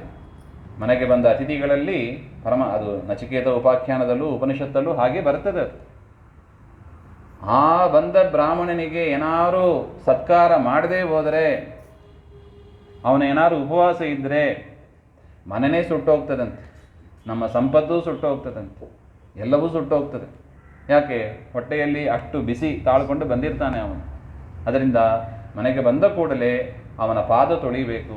ಅವನಿಗೆ ಒಳ್ಳೆ ಉಪಚಾರ, ಕೈಗೆ ಅಗ್ನಿಯಲ್ಲಿ ಇರುತ್ತದೆ ನೋಡಿ, ಪಾದದಲ್ಲಿ ಇರುತ್ತದೆ, ಅಗ್ನಿಯಲ್ಲಿ ಕೈಗೆ ನೀರು ಕೊಡಬೇಕು, ಅರ್ಘ್ಯ ಕೊಡಬೇಕು. ಅರ್ಘ್ಯ ಕೊಟ್ಟು ಅವನ ಹೊಟ್ಟೆ ಒಳಗೆ ಅಗ್ನಿ ಇರುತ್ತದೆ. ಆ ಅಗ್ನಿಯನ್ನು ಶಾಂತ, 3 ಕಡೆ ಅಗ್ನಿ ಶಾಂತ ಮಾಡಬೇಕು ಅಂತ ಹೇಳ್ತಾರೆ. ಪಾದದಲ್ಲಿ, ಹಸ್ತದಲ್ಲಿ, ಹೊಟ್ಟೆಯಲ್ಲಿ. ಹಾಗೆ ಇದು ಮಾಡದೇ ಹೋದರೆ ಆ ಅಗ್ನಿ ಸುಮ್ಮನೆ ಬಿಡೋದಿಲ್ಲ ಹಾಗೆ ಅಂತ. ಇದು ಇರುವ ಅಲ್ಲ, ನೀವು ಯಾಕೆ ಇಷ್ಟೊಂದು ಎದುರಿಸ್ತೀರಿ ನಮ್ಮನ್ನು ಅಂತ ಇದೊಂದು ಪ್ರಶ್ನೆ ಬರಬಹುದು. ತುಂಬ ಜನ ಕೇಳೋದುಂಟು. ಏನಾದ್ರು ಒಂದು ಒಳ್ಳೇದು ಮಾಡಿ, ಒಳ್ಳೇದು ಹೇಳಿ ಅಂದರೆ ಬರೀ ಇದಾಗ್ತದೆ ಹಂಗಾಗ್ತದೆ ಹಿಂಗೆ ಬರೀ ಎದುರಿಸೋದೇ ಆಯ್ತಲ್ಲ ನಿಮ್ಮದು ಹಾಗೆ ಅಂತ ಒಂದು ಪ್ರಶ್ನೆ ಬರುತ್ತದೆ. ಏನು ಮಾಡೋಣ, ನಮ್ಮ ಸಿಸ್ಟಮ್ ಹಾಗೆ. ಈಗ ನೋಡಿ, ಫೈನ್, ರೋಡಲ್ಲಿ ಹೆಲ್ಮೆಟ್ ಹಾಕ್ಕೊಂಡು ಹೋಗ್ಬೇಕು ಗಾಡಿ ಓಡಿಸುವವರು. ಹೆಲ್ಮೆಟ್ ಹಾಕ್ಕೊಂಡಿಲ್ಲ ಹಾಗೆಂದರೆ ಫೈನ್ ಕಟ್ತೀವಿ ಅಂತ ಹೆದರಿಸ್ತಾರೆ. ಅಲ್ಲ, ಮುಖ್ಯ ಉದ್ದೇಶ ಏನು ಹೇಳಿ? ನಿಮ್ಮ ಸೇಫ್ಟಿ ಮುಖ್ಯ. ಅದು ಅರ್ಥ ಮಾಡಿಕೊಂಡ್ರೆ ಅದು ಸರಿಗೆ ಹೋಗ್ತದೆ. ಇಲ್ಲೇ ಇದು ಬರೀ ನೀವು ಎದುರಿಸ್ತೀರಾ, ಬರೀ ಫೈನ್ ಆಗ್ತೀವಿ ಅಂತ ಹೇಳ್ತೀರಾ, ಹಂಗೆ ಆಕ್ಷೇಪ ಮಾಡೋದಲ್ಲ ಅದನ್ನು. ಮತ್ತು ನೋಡಪ್ಪ, ಸೇಫ್ಟಿ ಫಸ್ಟು. ಅದರಿಂದ ರೋಡಲ್ಲಿ ಹೋಗೋ ನಿಮಗೆ ಯಾವುದು ಆಗಬಾರ್ದು. ಅದೇ ಥರ ಜೀವನ ಯಾತ್ರೆ ಇದು. ಜೀವನ ಯಾತ್ರೆಯಲ್ಲಿ ಹೋಗುವವರಿಗೆ ನೀನು ಇದಾದರೆ ನೋಡಿ, ಶಾಸ್ತ್ರದಲ್ಲಿ ಬರೀ ಹೆದರಿಸೋದು ಮಾತ್ರ ಹೇಳಿಲ್ಲ, ಒಳ್ಳೆಯದನ್ನು ಹೇಳಿದ್ದಾರೆ. ಒಳ್ಳೆ ಇಹ ಪರ ಸುಖ ಅಂತ ಎಷ್ಟು ಹೇಳ್ತಾ ಇದ್ದು ನೋಡಿ. ವೈಕುಂಠ ಲೋಕ ಪ್ರಾಪ್ತಿ ಆಯಿತು, ಅದಾಯಿತು, ಇದಾಯಿತು ಅಂತ ಅದು ಹೇಳ್ತಾ ಇದ್ದಾರೆ. ಬರೀ ಒಂದು ಮಾತ್ರ ಹೇಳಿದರೆ ಹೌದು, ನಾವು ಮಾಡುವ ಆಕ್ಷೇಪ ಸರಿ. ಸುಮ್ಮನೆ ಎದುರಿಸ್ತೀರಾ, ನರಕ ಅದು ಇದು ಅಂತಲೇ ಎದುರಿಸ್ತೀರಾ ನೀವು ಹಾಗೆ ಅಂತ ಆಕ್ಷೇಪ ಮಾಡೋದು ಉಂಟು. ಆದರೆ ಅಷ್ಟು ಮಾತ್ರ ಹೇಳಿಲ್ಲಲ್ಲ, 2 ಹೇಳಿದ್ದಾರೋ ಅಲ್ಲೋ. ಸೊ ಅದರಿಂದ ಇದು ಹೆದರಿಸೋದಕ್ಕೆ ಹೇಳಿದ ಗ್ರಂಥ ಅಲ್ಲ ಇದು ನಮ್ಮನ್ನು ಸನ್ಮಾರ್ಗದಲ್ಲಿ ಕರೆದೊಯ್ಯುವ. ಈಗ ನೋಡಿ, ಹೀಗೂ ಆಕ್ಷೇಪ ಮಾಡುವುದುಂಟು ನೋಡಿ. ನೀವು ಹೇಳುವಾಗಲೇ ಏನು ಹೇಳಿರಬೇಕು? ಇದು ಮಾಡು, ಇದು ಒಳ್ಳೆಯದಾಗ್ತದೆ ಅಂತ ಅಷ್ಟೇ ಹೇಳಿದರೆ ನಮಗೆ ಅಷ್ಟು ಮಾಡಬೇಕು ಅಂತ ಒಂದು ಪ್ರವೃತ್ತಿ ಬರೋದಿಲ್ಲ. ಅದು ಮಾಡಿಲ್ಲ ಅಂತ ಇಟ್ಟುಕೊಳ್ಳಿ, ದುಃಖ ಬಂತು ಅಂತ ಇಟ್ಟುಕೊಳ್ಳಿ, ಆಗಲೂ ನಮ್ಮದು ಆಕ್ಷೇಪ ಏನು? ಅಲ್ಲಲ್ಲ, ನೀವು ಹೇಳುವಾಗಲೇ ಏನು ಹೇಳಬೇಕಾಗಿತ್ತು? ಇದು ಮಾಡಿದರೆ ಇದು ಆಗ್ತಾ ಇದೆ, ಇದು ಮಾಡಿಲ್ಲ ಅಂದರೆ ಈ ತೊಂದರೆ ಆಗ್ತಾ ಇದೆ, ನೀವು ಎರಡೂ ಸರಿಯಾಗಿ ಹೇಳಿದರೆ ಆಗ ನನಗೆ ಚೆನ್ನಾಗಿ ಬುದ್ಧಿಗೆ ಹೋಗ್ತಾ ಇತ್ತು. ಮಾಡುವವೇ ಇಲ್ಲೋ? ಏನೇ ಮಾಡಿದರೂ ಆಕ್ಷೇಪಣೆ ನಮ್ಮದು. ತೃಪ್ತಿ ಎಂಬುದು ಜೀವನದಲ್ಲಿ ಸ್ವಲ್ಪ ಕಡಿಮೆ ನಮ್ಮದು. ಏನೋ ಮಾಡಿ ಹೇಗೆ ಆಕ್ಷೇಪ ಮಾಡೋದು, ಹೀಗೆ ನಮ್ಮದು ಪ್ರವೃತ್ತಿ ಇರುತ್ತದೆ. ಅದರಿಂದ ವೇದವ್ಯಾಸರು ಏನು ಮಾಡಿದರು? ಎರಡನ್ನೂ ಹೇಳಿದ್ದಾರೆ. ಇದು ಮಾಡಿದರೆ ಇದು ನಾಸತೋ ವಿದ್ಯತೆ ಭಾವ ನಾಭಾವೋ ವಿದ್ಯತೆ ಸತಃ. ಒಳ್ಳೆಯದು ಮಾಡಿ ಕೆಟ್ಟದಾಗೋದಿಲ್ಲ, ಕೆಟ್ಟದು ಮಾಡಿ ಒಳ್ಳೆಯದಾಗೋದಿಲ್ಲ. ಇದು ದೇವರ ನಿಯಮ ಅಂತ ಹೇಳಿದ್ದಾನೆ. ಅದರಿಂದ ಎರಡನ್ನು ಒಟ್ಟೊಟ್ಟಿಗೆ ಹೇಳ್ಕೊಂಡು ಹೋಗ್ತಾ ಇರುವ ವಿಚಾರ ಈ ಮಾಸ ಧರ್ಮಗಳು. ಅನೇಕ ಮಾಸ ಧರ್ಮಗಳು ಇದೆ. ಅಧಿಕ ಮಾಸದಲ್ಲೂ ನಾವು ಅದನ್ನೇ ನಾವು ಕಾಣ್ತಾ ಇದ್ದೀವಿ ಹಾಗೆ ಅಂತ. ಅದರಿಂದ ನೋಡಿ, ಯಾರು ವಿಮಲೆಗೆ ಆದ ದುರ್ಗತಿಯನ್ನು ಹೇಳ್ತಾ ಇದ್ದಾರೆ, ಸುಶೀಲೆಗೆ ಆದ ಒಳ್ಳೆಯ ಗತಿಯನ್ನು ಕೂಡ ಹೇಳ್ತಾ ಇದ್ದಾರೆ. ಇದೇ ನಾವು ಭಾಗವತದಲ್ಲೂ ನಾವು ನೋಡ್ತೀವಿ. ಸುರುಚಿ ಸುನೀತಿ ವಿಚಾರದಲ್ಲೂ ಧ್ರುವನ ಚರಿತ್ರೆಯಲ್ಲಿ ನಾವು ಅದನ್ನೇ ಕಾಣ್ತೀವಿ. ಹೊಟ್ಟೆ ಕಿಚ್ಚು ಬಂದು ಆ ಸುರುಚಿ ಏನಾದಳು, ಅವಳು ಹೋದಳು, ಅವಳ ಮಕ್ಕಳು ಹೋದಳು. ಆ ಹೊಟ್ಟೆ ಕಿಚ್ಚು ಇನ್ನೊಬ್ಬರನ್ನ ಏಳಿಗೆಯನ್ನು ನೋಡಿ ಸಹನೆ ಮಾಡದೇ ಇರುವ ದುರ್ಬುದ್ಧಿ, ಅದು ಆ ಕಿಚ್ಚು ಸುಮ್ಮನೆ ಬಿಡಲ್ಲ, ಅದು ನಮ್ಮನ್ನೇ ಹಾಳು ಮಾಡ್ತದೆ. ಆಚಾರ್ಯರು ಹೇಳ್ತಾರೆ, ನೀವು ಯಾವ ವಿಷಯದಲ್ಲಿ ಇನ್ನೊಬ್ಬರ ಮೇಲೆ ಹೊಟ್ಟೆ ಕಿಚ್ಚು ಪಡ್ತೀರೋ ಆ ವಿಷಯದಲ್ಲೇ ನಿಮಗೆ ನ್ಯೂನತೆ ಆಗೋದು. ಅದಕ್ಕೆ ಸಜ್ಜನರ ನೋಡಿ ಹೊಟ್ಟೆ ಕಿಚ್ಚು ಪಡಬೇಕು, ದುರ್ಜನರ ನೋಡಿ ಬೇಕಾದ್ರೆ ಪಡಿ ಅಂತಾರೆ. ಬಾಯ್ಬಿಟ್ಟು ಹೇಳಿಲ್ಲ, ಅದರ ಅರ್ಥ ಅಷ್ಟೇ. ಸಜ್ಜನರ ನೋಡಿ ಒಬ್ಬರನ್ನು ನೋಡಿ ಇವರಲ್ಲಿ ಇಷ್ಟು ಸಂಪತ್ತಿದೆ ಅಂತ ನೀವು ಹೊಟ್ಟೆ ಕಿಚ್ಚು ಪಟ್ಟರೆ ಆಗ ಏನಾಗ್ತದೆ?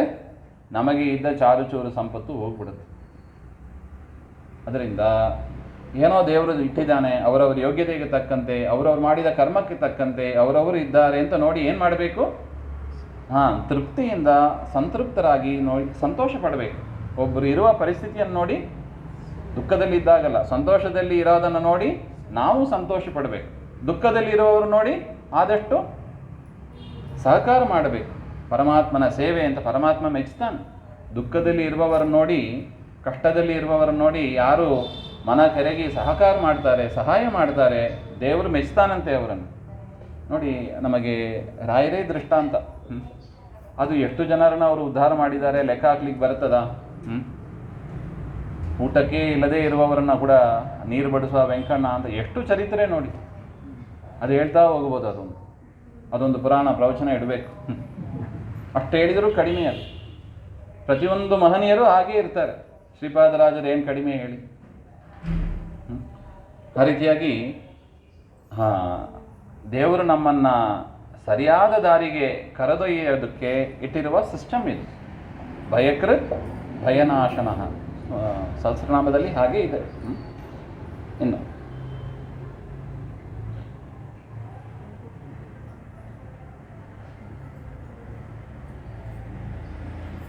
ತಾಪಸಿ ಅಂತ ಸ್ನಾನಾದಿಗಳನ್ನು ಮಾಡಲಿಕ್ಕಾಗೋದಿಲ್ಲ. ನೀವು ಹೇಳಿದ ರೀತಿಯಲ್ಲಿ ಸ್ನಾನಾದಿಗಳನ್ನು ಮಾಡಲಿಕ್ಕಾಗೋದಿಲ್ಲ ಅಂಥವರಿಗೆ ಅಧಿಕ ಮಾಸದಲ್ಲಿ ಏನಾದರೂ ಒಂದು ವ್ಯವಸ್ಥೆ ಇದೆಯಾ ಅಂತ ಕೇಳುವವರು ಇದ್ದಾರೆ. ವೇದವ್ಯಾಸರು ಎಲ್ಲರನ್ನೂ ಮನಸ್ಸಲ್ಲಿ ಇಟ್ಟುಕೊಂಡು ಬರೆದ ಶಾಸ್ತ್ರ ಇದು. ಹೇಳ್ತಾರೆ ನೋಡಿ, ನರ್ಮದಾ ತೀರದಲ್ಲಿ ಮಾಹಿಷ್ಮತಿ ಅಂತ ಒಂದು ಪಟ್ಟಣ, ಅಲ್ಲಿ ತಪಸ್ವಿನಿ ಅಂತ ಒಬ್ಬಳಿದ್ದಳು. ತಾಪಸಿ ಅಂತ ಅವಳ ಹೆಸರು, ತಪಸ್ವಿನಿ ಅವಳು. ಅಧಿಕ ಮಾಸದ ಆ ವ್ರತವನ್ನು, ಉಪವಾಸ ವ್ರತವನ್ನು ತಪ್ಪದೇ ಮಾಡ್ತಾ ಇದ್ದಾಳು. ಅದೇನು ಅಧಿಕ ಮಾಸದ ಉಪವಾಸ ಅಂದರೆ ಏನು? ಹಾಗೆಂದರೆ ಅದು ಶಕ್ತಿ ಇರುವವರು 30 ದಿವಸನೂ ಉಪವಾಸ ಇರ್ತಾರೆ. ನಮಗೆ ಏಕಾದಶಿ ಒಂದಿನವೇ ಸುಸ್ತಾಗಿಬಿಡುತ್ತೆ. 30 ದಿನ ಎಲ್ಲಿರೋದು ಅಂತ ಕೇಳ್ಬೋದು. ಅದಕ್ಕೆ ಏಕಾದಶಿ ಇರಬೇಕು. ಅಥವಾ ಏಕಭುಕ್ತ ಅಂತ ಹೇಳ್ತಾರೆ, ಹಗಲೊತ್ತು ಊಟ ಮಾಡೋದು, ರಾತ್ರಿ ಉಪವಾಸ ಇರೋದು, ಅದು ಒಂದು ರೀತಿಯಾದ ಉಪವಾಸದ ವ್ರತ. ಅಥವಾ ನಕ್ತ ಭೋಜನ ಅಂತ ಹೇಳ್ತಾರೆ, ಹಗಲೊತ್ತು ಉಪವಾಸ, ರಾತ್ರಿ ಹೊತ್ತು ಊಟ ಹಾಗೆ ಅಂತ.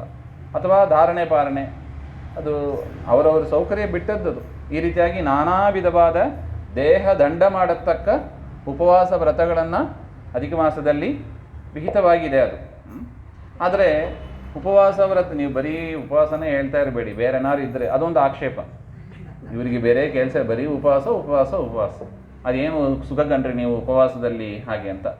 ಉಪವಾಸ ಯಾಕೆ ಹೇಳ್ತಾನೆ ದೇವರು, ಅದು ಅರ್ಥ ಮಾಡ್ಕೋಬೇಕು. ಉಪವಾಸದಿಂದ ನಾವಿದ್ದರೆ ಏನಾಗುತ್ತದೆ? ಉಪವಾಸದಲ್ಲಿ ಇದ್ದರೆ ಇಂದ್ರಿಯ ನಿಗ್ರಹ ಆಗ್ತದೆ. ಹೇಗೆ ಇಂದ್ರಿಯ ನಿಗ್ರಹ ಆಗ್ತದೆ? ಮೈಯಲ್ಲಿ ಶಕ್ತಿ ಇದ್ದರೆ ಇನ್ನು ಏನಾರು ಮಾಡೋಣ, ಅದು ಮಾಡೋಣ, ಇದು ಮಾಡೋಣ ಅಂತ ತೋರ್ತದೆ. ಅಲ್ಲಿ ಹೋಗೋಣ, ಇಲ್ಲಿ ಹೋಗೋಣ ಹಾಗೆ. ಉಪವಾಸ ಇದ್ದು ಬಿಟ್ರೆ ಸುಮ್ಮನೆ ಒಂದು ಕಡೆ ಮಲ್ಕೊಂಡಿರೋಣ ಸಾಕು ಅಂತಲೇ ಅನಿಸ್ಬಿಡ್ತದೆ. ಹೌದಲ್ಲ? ಆ ರೀತಿಯಾಗಿ ಅದಕ್ಕೆ ಹೇಳಿದ್ದು, ನಮ್ಮ ಶಕ್ತಿಯನ್ನು ಕುಂಠಿತವಾಗಿ ಮಾಡಿ ಮನಸ್ಸು ಜಾಗೃತವಾಗಿರೋದು. ಮನಸ್ಸಿಗೆ ಏನೂ ಆಗಿರೋದಿಲ್ಲ. ಉಪವಾಸದಿಂದ ಶ್ರಾಂತ ಪಡೆಯೋದು ಯಾವುದು? ಇಂದ್ರಿಯಗಳು, ಶರೀರ ಅಷ್ಟೇ. ಮನಸ್ಸು ಆಕ್ಟಿವ್ ಆಗಿ ಇರ್ತದೆ. ದ್ವಾದಶಿ ದಿವಸನ ಆಕ್ಟಿವ್ ಆಗಿ ಇರ್ತದೆ.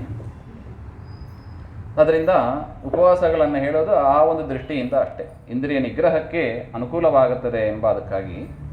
ಆದರೆ ಕೆಲವರು ಅದು ಕೂಡ ಅಶಕ್ತರಾಗಿದ್ದಾರೆ. ಅಂಥವರಿಗೆ ಅಧಿಕ ಮಾಸದಲ್ಲಿ ಏನಾದರೂ ವ್ಯವಸ್ಥೆ ಇದೆಯಾ ಹಾಗೆಂದರೆ ಅದಕ್ಕೆ ಬಂದಿರುವ ವಿಚಾರ ಇದು. ತಾಪಸಿಯ ಮನೆಯಲ್ಲಿ ಕೆಲಸದವರು ಒಬ್ಬರು ಇದ್ದರಂತೆ. ಕೆಲಸ ಮಾಡ್ತಾ ಒಬ್ಬರಿದ್ದರು, ಮನೆ ಕೆಲಸ ಮಾಡತಕ್ಕವರು. ಅವರಿಗೆ ಕುಷ್ಠರೋಗ ಇತ್ತಂತೆ. ಹಾಸಿಗೆಯನ್ನು ಹಿಡಿದಿದ್ದಾರೆ. ಅವರು ಕೇಳ್ಕೊಂಡ್ರಂತೆ, ಆ ಕೆಲಸದವರು ಕೇಳ್ಕೊಂಡ್ರು, ನೋಡಮ್ಮ, ನಿಮ್ಮಷ್ಟು ನಾನೇನು ವ್ರತಾಚರಣೆ ಎಲ್ಲ ಮಾಡಿದವಳಲ್ಲ ನಾನು. ಆದರೂ ನನಗೆ ಪುಣ್ಯ ಬೇಕು ಅಂತ ಅನ್ನಿಸ್ತಾ ಇದೆ. ಹಾಗೆ ಅಂತ ನನ್ನ ಉದ್ಧಾರ ಮಾಡಬೇಕು ಅಂತ ಪ್ರಾರ್ಥನೆ ಮಾಡಿದಾಗ ಆ ತಾಪಸಿ ಏನು ಮಾಡಿದಳು, ತನ್ನ ಉಪವಾಸದ 1 ದಿನದ ಪುಣ್ಯವನ್ನು ಅವರಿಗೆ ಕೊಟ್ರಂತೆ. 30 ದಿವಸ ಉಪವಾಸ ಮಾಡಿದ್ದಾರೆ. ಅದರಲ್ಲಿ 1 ದಿನದ ಉಪವಾಸದ ಪುಣ್ಯವನ್ನು ಆ ಮನೆಯ ಕೆಲಸದವರಿಗೆ ಕೊಡ್ತಾರೆ. ನೋಡಿ, ಹಿಂದಿನ ಕಾಲದಲ್ಲಿ ಹೇಗಿದ್ದರೂ ಮನೆಯ ವಾತಾವರಣ ಎಂಬುದನ್ನು ನಾವು ಅರ್ಥ ಮಾಡ್ಕೋಬೇಕು. ಅದು ಕೇವಲ ದುಡ್ಡಿಗಾಗಿ ಕೆಲಸ ಮಾಡುವವರು ಅಂತ ತಿಳ್ಕೊಂಡಿಲ್ಲ. ಮಹಾಭಾರತದಲ್ಲಿ ಇನ್ನೂ ವಿಶೇಷವಾಗಿ ಹೇಳ್ತಾರೆ, ದ್ರೌಪದಿ ದೇವಿಗೆ ತನ್ನ ಕೆಲಸದವರು ಯಾರು, ಅವರು ಏನು ಹೆಸರು, ಅವರು ಏನು ಬಟ್ಟೆ ಹುಟ್ಟಿದ್ದಾರೆ, ಅವ್ರ ಮನೆಯ ವ್ಯವಸ್ಥೆ ಏನೋ ಎಲ್ಲ ವಿಚಾರ ಗೊತ್ತಿತ್ತಂತೆ. ಫಿಂಗರ್ ಟಿಪ್ಸಲ್ಲಿ ಇತ್ತಂತೆ. ಆ ರೀತಿಯಾಗಿ ವ್ಯವಸ್ಥೆ ನೋಡ್ಕೊಂಡವರು. ಇನ್ನು ರಾಮನ ಚರಿತ್ರೆಯಲ್ಲಿ ಬರ್ತದೆ ನೋಡಿ, ಆ ಗುಹನ ಜೊತೆಗೆ ಪರಮಾತ್ಮ ಹೋಗ್ತಾನೆ ಗಂಗೆಯನ್ನು ದಾಟಬೇಕು ಅಂತ. ಗುಹನ ಮನೆಯಲ್ಲೇ ವಾಸ ಮಾಡ್ತಾನೆ. ಇನ್ನೇನು ರಾತ್ರಿಯಲ್ಲಿ ರಾಮ ಕೇಳಿದನಂತೆ, ಏನೋ ಗುಹ ಅಂಬಿಗ, ನೀನು ದೋಣಿಯನ್ನು ಗಂಗೆಯನ್ನು ದಾಟಿಸ್ತಾ ಇರತಕ್ಕ ದೋಣಿಯನ್ನು ಓಡಿಸುವ ಅವನು. ದಿನಕ್ಕೆ ಎಷ್ಟು ಬರುತ್ತದೆ ನಿನಗೆ? ನಿನ್ನ ಮನೆಯ ಖರ್ಚು ಏನಿದೆ? ಮಕ್ಕಳು ಓದ್ತಾ ಇದ್ದಾರಾ? ಆಪತ್ತು ಕಾಲ ಅಂತ ಬಂದರೆ ದುಡ್ಡೆಲ್ಲ ಸೇರಿಸಿ ಇಟ್ಕೊಂಡಿದ್ದೀಯಾ? ಎಷ್ಟು ವಿಚಾರ ಮಾಡ್ತಾನೋ ಗೊತ್ತಾ ರಾಮ. ಏನೋ ಕೆಲಸಗಾರ ರಾಮ, ಇಲ್ಲಿ ದೊಡ್ಡ ರಾಜ ಅವನು. ಒಂದು ಸಾಮಾನ್ಯ ದೃಷ್ಟಿಯಿಂದ ನೋಡಿದರೂ ಕೂಡ ಒಂದು ದೇಶದ ರಾಜ, ಒಂದು ಸಾಮಾನ್ಯ ಪ್ರಜೆ ಗುಹ ಅಂಬಿಗ. ಅವನಲ್ಲಿ ಮಾತನಾಡುವ ಕ್ರಮ ನೋಡಿ ಹೇಗಿದೆ ಹಾಗೆ ಅಂತ. ಆ ರೀತಿಯಾಗಿ ಯಾರನ್ನು ಕೂಡ ತಾತ್ಸಾರ ಮಾಡಬಾರ್ದು ಎಂಬ ಒಂದು ಪಾಠವೂ ಕೂಡ ನಮಗೆ ಇಲ್ಲಿದೆ. ಯಾಕೆ? ಪರಿ ಕೆಲಸವು ನಿನ್ನ ಮಹಾಪೂಜೆ ಅಂತಲೇ ನಮಗೆ ಗುರುಗಳು ತಿಳಿಸಿಕೊಟ್ಟಿದ್ದಾರೆ. ಯಾವ ಕೆಲಸವೂ ಹೀನಾಯ ಕೆಲಸ ಅಲ್ಲ. ಅದರಿಂದ ತನ್ನ ಪುಣ್ಯವನ್ನು ಧಾರೆ ಎರೆದಿದ್ದಾಳೆ. ಅವಳು ಕೂಡ ಮೃತಳಾಗಿ ಅವಳನ್ನು ಕರೆದೊಯ್ಯೋದಕ್ಕೆ ದಿವ್ಯ ವಿಮಾನ ಬಂದಿತ್ತಂತೆ. ಹೋಗಿ ಸ್ವರ್ಗದಲ್ಲಿ ಚಿರಕಾಲ ಸುಖವಾಗಿದ್ದಳು. ತದನಂತರ ಕಾಶಿರಾಜನ ರಾಜಕುಮಾರಿಯಾಗಿ ಅವಳು ಹುಟ್ಟಿದಳು. ನೋಡಿ, ಒಂದು ದಿನ ಉಪವಾಸದ ಫಲ ಇದು. ಅದು ತಾನು ಮಾಡಿದ್ದಲ್ಲ, ಯಾರೋ ಒಬ್ಬರು ಮಾಡಿದ್ದು, ಅದನ್ನು ಇವರಿಗೆ ದಾನ ಎರೆದರು. ನಾನು ಕೊಟ್ಟ ದಾನ ದೇವರಿಗೆ ಮುಟ್ಟುತ್ತದೋ ಅಲ್ಲವೋ ಹಾಗೆಂತ ತಿರ್ಗ ನಾವು ಸಂಶಯ ಪಡಬಾರ್ದು. ನೋಡಿ, ಇದೇ ಸಾಕ್ಷಿ. ಮುಂದಿನ ಜನ್ಮದಲ್ಲಿ ಅವರೇನಾದರೂ ಕಾಶಿರಾಜನ ರಾಜಕುಮಾರಿಯಾಗಿ ಹುಟ್ಟುತ್ತಾಳೆ. ಮತ್ತೆ ಅವಳು ಚಂದ್ರೇಶ್ವರಿ ಅಂತ ಕಾಶಿಯಲ್ಲಿ ಇದ್ದರು ಹಾಗೆ ಅಂತ ಹೇಳ್ತಾರೆ. ಕೈಲಾಸಕ್ಕೆ ಹೋದಲಂತೆ. ತದನಂತರ ಕೈಲಾಸ ಲೋಕಕ್ಕೆ ಹೋಗಿ ಅಲ್ಲಿ ಸ್ವಲ್ಪ ದಿವಸ ಇದ್ದಳು ಅಂತ. ತದನಂತರ ಚಂದ್ರೇಶ್ವರಿಯಾಗಿ ಕಾಶಿಯಲ್ಲಿ ಇದ್ದರು ಅಂತ. ಅದರಿಂದ ನಾವು ಮಾಡಿದ ಕರ್ಮ ದೇವರಿಗೆ ಮುಟ್ಟುತ್ತದೋ ಇಲ್ಲವೋ ಎಂಬುದಕ್ಕೆ ನಾವು ಸುಖವಾಗಿರೋದೇ ಸಾಕ್ಷಿ. ಅದನ್ನು ಕೂಡ ಗುರುಗಳು ತಿಳಿಸಿಕೊಟ್ಟಿದ್ದಾರೆ. ಅನ್ನದಾನವ ಮಾಡಿದವನಿಗೆ ಉಣ್ಣುವ ಊಟವೇ ಸಾಕ್ಷಿ. ಹಾಗೆ ಎಷ್ಟು ಚಂದ ಇದೆ ನೋಡಿ ಆ ದೇವರ ನಾಮ. ಕನ್ಯಾದಾನವ ಮಾಡಿದ ಮನುಜಗೆ ಹೆಣ್ಣಿನ ಭೋಗವೇ ಸಾಕ್ಷಿ.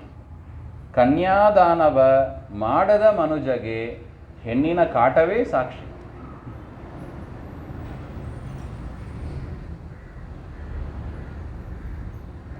ಪಂಕ್ತಿ ವಂಚನೆ ಮಾಡದವನಿಗೆ ಉಣ್ಣುವ ಊಟವೇ ಸಾಕ್ಷಿ. ಅವನೆಡೆಗೆ ಕರೆಕ್ಟಾಗಿ ಬೀಳುತ್ತದೆ. ಪಂಕ್ತಿ ವಂಚನೆ ಅಂದರೆ ಅರ್ಥ ಆಗ್ತದಲ್ವಾ? ಕೆಲವರಿಗೆ ಬೇಕಾದವರಿಗೆ ಬಡಿಸೋದು, ಇಲ್ಲದವರಿಗೆ ಬಿಟ್ಟು ಹೋಗ್ಬಿಡೋದು, ಈ ಥರ.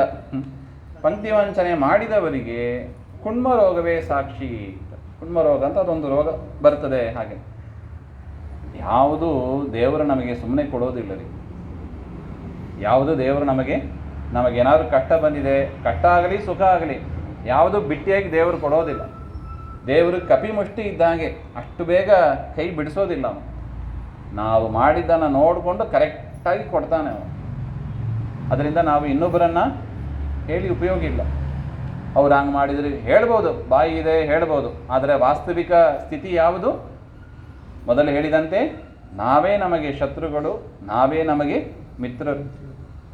ನಾವು ಮಾಡಿದ್ದನ್ನು ಮಹಾರಾಯ. ಚೆನ್ನಾಗಿದೆ ಮಾತು. ಇನ್ನು ಮೌನವ್ರತದ ಹಿರಿಮೆಯನ್ನು ಹೇಳ್ತಾರೆ ಈ ಒಂದು ಸಂದರ್ಭದಲ್ಲಿ. ಮೌನವ್ರತ ಕೆಲವರಿಗೆ ದೊಡ್ಡ ವರಪ್ರಸಾದ ಈ ಮೌನವ್ರತ. ಹಾಗೆ ಇವರು ಯಾವಾಗಪ್ಪ ಬಾಯಿ ಮುಚ್ಚೋರು ಅಂತ ಕಾಯ್ತಾ ಇರ್ತಾರೆ ಮನೆಯಲ್ಲಿ. ಅಂಥವರಿಗೆ ತುಂಬ ಅನುಕೂಲವಾದ ಒಂದು ವ್ರತ ಇದು. ಅವಂತಿ ದೇಶದಲ್ಲಿ ಒಬ್ಬ ಬ್ರಾಹ್ಮಣ ವೇದಶರ್ಮ ಅಂತ, ಸೂರ್ಯನಂತೆ ಭಾರಿ ತೇಜಸ್ವಿ ಅವನು. ಅಹಂಕಾರ ಮಮಕಾರಗಳನ್ನು ಬಿಟ್ಟವ ಅವನ. ಅಧಿಕ ಮಾಸ ಬಂದಾಗ ಅವನಿಗೆ ವೃದ್ಧಾಪ್ಯ ಆಯಿತು, ವಯಸ್ಸಾಗಿತ್ತು, ಉಪವಾಸ ವ್ರತಗಳು ಮಾಡಲಿಕ್ಕಾಗಿಲ್ಲ. ಆ ಚಿಂತೆಯಲ್ಲೇ ಇದ್ದಂತೆ. ಉಪವಾಸ ಮಾಡಲಿಕ್ಕಾಗಿಲ್ಲ, ಕನಿಷ್ಠ ಅಷ್ಟಾರು ಮನಸ್ಸಿನಲ್ಲಿ ಒಂದು ತಾಪ ಆಗಬೇಕು ರೀ. ಅಲ್ಲ ನಾವು ಮಾಡಿದ್ದೇ ಸರಿ ಅಂತ ಹಂಗಿರಬಾರ್ದು. ಉಪವಾಸ ಮಾಡಲಿಕ್ಕಾಗಿಲ್ಲ ಅಂತ, ಇಂಥ ಅಧಿಕ ಮಾಸ ಬಂದಿದೆ, ಪ್ರಾತಃ ಸ್ನಾನ ಮಾಡಲಿಕ್ಕಾಗಿಲ್ಲಲ್ಲ, ಉಪವಾಸ ಮಾಡಲಿಕ್ಕಾಗಿಲ್ಲ ಅಂತ ಒಂದು ಚಿಂತೆಯಾದರೂ ಮನಸ್ಸಲ್ಲಿ ಇರಬೇಕು ಅಂತಾರೆ. ಆಗ ಅವನಿಗೆ ಕನಸಿನಲ್ಲಿ ನೀನು ಮೌನವ್ರತವನ್ನು ಆಚರಣೆ ಮಾಡು ಅಂತ ಸೂಚನೆ ಆಯಿತು. ಅದೇ ದಿವಸ ಅವನು ಕೂಡ ಮಾಡಿದ ಹಾಗೆ ಅಂತ. ತದನಂತರ ಪರಮಾತ್ಮನ ಸಾಕ್ಷಾತ್ಕಾರ ಆಯಿತಂತ ಅವನಿಗೆ, ಸದ್ಗತಿಯನ್ನು ಹೊಂದಿದ ಅಂತ ಹೇಳ್ತಾರೆ.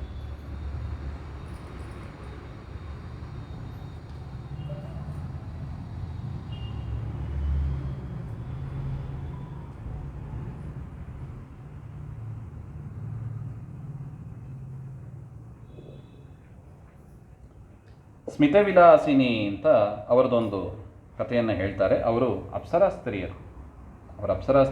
ಮಹಾರೂಪವತಿ, ಸ್ಮಿತವಿಲಾಸಿನಿ ಅಂತ ಹೆಸರು. ಕುಬೇರನಿಗೆ ಪ್ರಿಯಳಾದವಳು, ಇಂದ್ರಲೋಕದಲ್ಲಿ ವಾಸ. ಕ್ರೀಡಾ ಬುದ್ಧಿಯಿಂದ ಗೆಳೆಯರ ಜೊತೆ ಸ್ವರ್ಗಲೋಕದಿಂದ ಕುರುಕ್ಷೇತ್ರಕ್ಕೆ ಬಂದಿದ್ದಾಳೆ. ಅಲ್ಲಿ ಒಂದು ಹೂವಿನ ಮಾಲೆಯನ್ನು ಕಟ್ಟಿದ್ದಾರೆ. ಆಗ ದುರ್ವಾಸರು ಅಲ್ಲಿಗೆ ಬರ್ತಾರೆ. ರುದ್ರದೇವರ ಅವತಾರ ದುರ್ವಾಸರು. ಅವರು ಬರುವುದನ್ನು ಕಂಡು ಬೇರೆ ಆ ಗೆಳತಿಯರೆಲ್ಲ ದೂರ ಓಡಿ ಹೋದರು. ಇವಳು ಮಾತ್ರ ಆ ಕಟ್ಟಿದ ಮಾಲೆಯನ್ನು ದುರ್ವಾಸರ ಕೊರಳಿಗೆ ಹಾಕ್ತಾಳೆ. ಅದು ಭಾರಿ ಸಿಟ್ಟು ಬಂತವರಿಗೆ. ನೀನು ಪಿಶಾಚಿಯಾಗು ಅಂತ ಶಾಪ ಕೊಟ್ಟರು.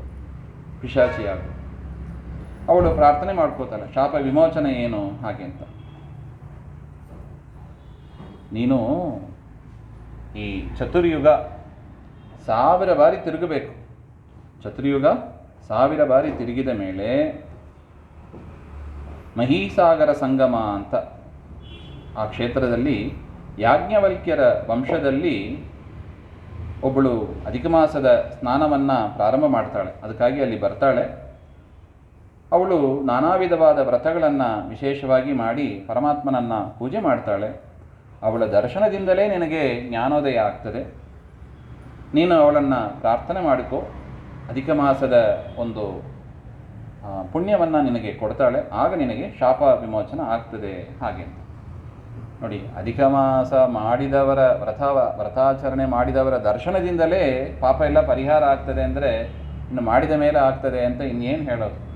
ಅದರಿಂದ ಪ್ರತಿಯೊಬ್ಬರೂ ಕೂಡ ತಪ್ಪದೇ ಈ ವ್ರತಾನುಷ್ಠಾನವನ್ನು ಮಾಡಬೇಕು ಹಾಗೆಂಬ ಅದನ್ನು ತಿಳಿಸಿಕೊಡುವ ಒಂದು ಕಥೆ ಇದು.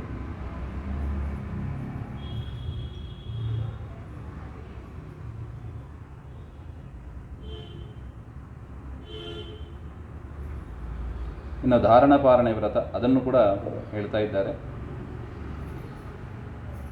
ಅದನ್ನು ನಾಳೆ ಮತ್ತೆ ನೋಡೋಣ. ಈಗ ಸ್ವಲ್ಪ ಭಾಗವತದ ವಿಚಾರವನ್ನು ಮಾಡೋಣ. ಅಧಿಕ ಮಾಸದಲ್ಲಿ ಕೃಷ್ಣನ ಕಥೆ ವಿಶೇಷ. ದಶಮಸ್ಕಂದದ ಕೃಷ್ಣನ ವಿಚಾರವನ್ನು ಕಿಂಚಿತ್ ನೋಡೋಣ. ಕಥಿತೋ ವಂಶವಿಸ್ತಾರೋ ಭವತಾ ಸೋಮಸೂರ್ಯಯೋಃ ರಾಜ್ಞಾಂ ಚ ಉಭಯವಂಶ್ಯಾನಾಂ ಚರಿತಂ ಪರಮಾದ್ಭುತಂ ಯದೋಶ್ಚ ಧರ್ಮಶೀಲಸ್ಯ ನಿತರಾಂ ಮುನಿಸತ್ತಮ ತತ್ರ ಅಂಶೇನ ಅವತೀರ್ಣಸ್ಯ ವಿಷ್ಣೋರ್ವೀರ್ಯಾಣಿ ಶಂಸನಃ ಅವತೀರ್ಯ ಯದೋರ್ವಂಶೇ ಭಗವಾನ್ ಭೂತಭಾವನಃ ಕೃತವಾನ್ ಯಾನಿ ವಿಶ್ವಾತ್ಮ ತಾನಿನೋ ವೇದ ವಿಸ್ತರಾತ್. ಪರೀಕ್ಷಿತ್ ರಾಜ ಶುಕಾಚಾರ್ಯರನ್ನು ಪ್ರಾರ್ಥನೆ ಮಾಡ್ತಾ ಇದ್ದಾನೆ. ಸ್ವಾಮಿ, ನವಮಸ್ಕಂದದಲ್ಲಿ ಸೂರ್ಯವಂಶದ ರಾಜರ ಚರಿತ್ರೆ, ಚಂದ್ರವಂಶದಲ್ಲಿ ಬಂದ ರಾಜರ ಚರಿತ್ರೆಯನ್ನೆಲ್ಲ ನೀವು ಹೇಳಿದಿರಿ. ಆ ವಂಶದಲ್ಲಿ ಪರಮಾತ್ಮನೇ ಅವತಾರ ಮಾಡಿದ್ದಾನೆ. ಸೂರ್ಯವಂಶದಲ್ಲಿ ರಾಮಚಂದ್ರನಾಗಿ, ಚಂದ್ರವಂಶದಲ್ಲಿ ಕೃಷ್ಣನಾಗಿ ಪರಮಾತ್ಮನ ಅವತಾರ ಆಗಿದೆ. ಅಂಥ ಯದುರಾಜನ ವಂಶದಲ್ಲಿ ಕೃಷ್ಣನ ಅವತಾರ ಆಯಿತು. ಅವನ ಚರಿತ್ರೆಯನ್ನು ನಮಗೆ ವಿಸ್ತಾರವಾಗಿ ಹೇಳಿ ಅಂತ ಪರೀಕ್ಷಿತ್ ರಾಜನ ಪ್ರಾರ್ಥನೆ. ಪರಮಾತ್ಮ ತಾನು ಅವತಾರ ಮಾಡಿ ಕಸ್ಮಾನ್ ಮುಕುಂದ ಭಗವಾನ್ ಪಿತೃಗೇಹಾತ್ ಬ್ರಜಂಗತಃ, ಪರಮಾತ್ಮ ಹುಟ್ಟಿದ ಕೂಡಲೇ ಆ ನಂದಗೋಪನ ಮನೆಗೆ ಯಾಕೆ ಹೋದ? ಕ್ವವಾಸಂ ಜ್ಞಾತಿಭಿ ಸಾರ್ಧಂ ಕೃತವಾನ್ ಸಾತ್ವತಾಂ ಪತಿ, ತನ್ನ ತಂದೆ ತಾಯಿಯರನ್ನೆಲ್ಲ ಬಿಟ್ಟು ಅಲ್ಲಿ ನಂದಗೋಪನ ಯಶೋದೆಯ ಮನೆಯಲ್ಲಿ ಯಾಕೆ ವಾಸ ಮಾಡಬೇಕಾಗಿತ್ತು? ಆ ವ್ರಜದಲ್ಲಿ ವಾಸ ಮಾಡಿದ ಪರಮಾತ್ಮ ಮಾಡಿದ್ದೇನು?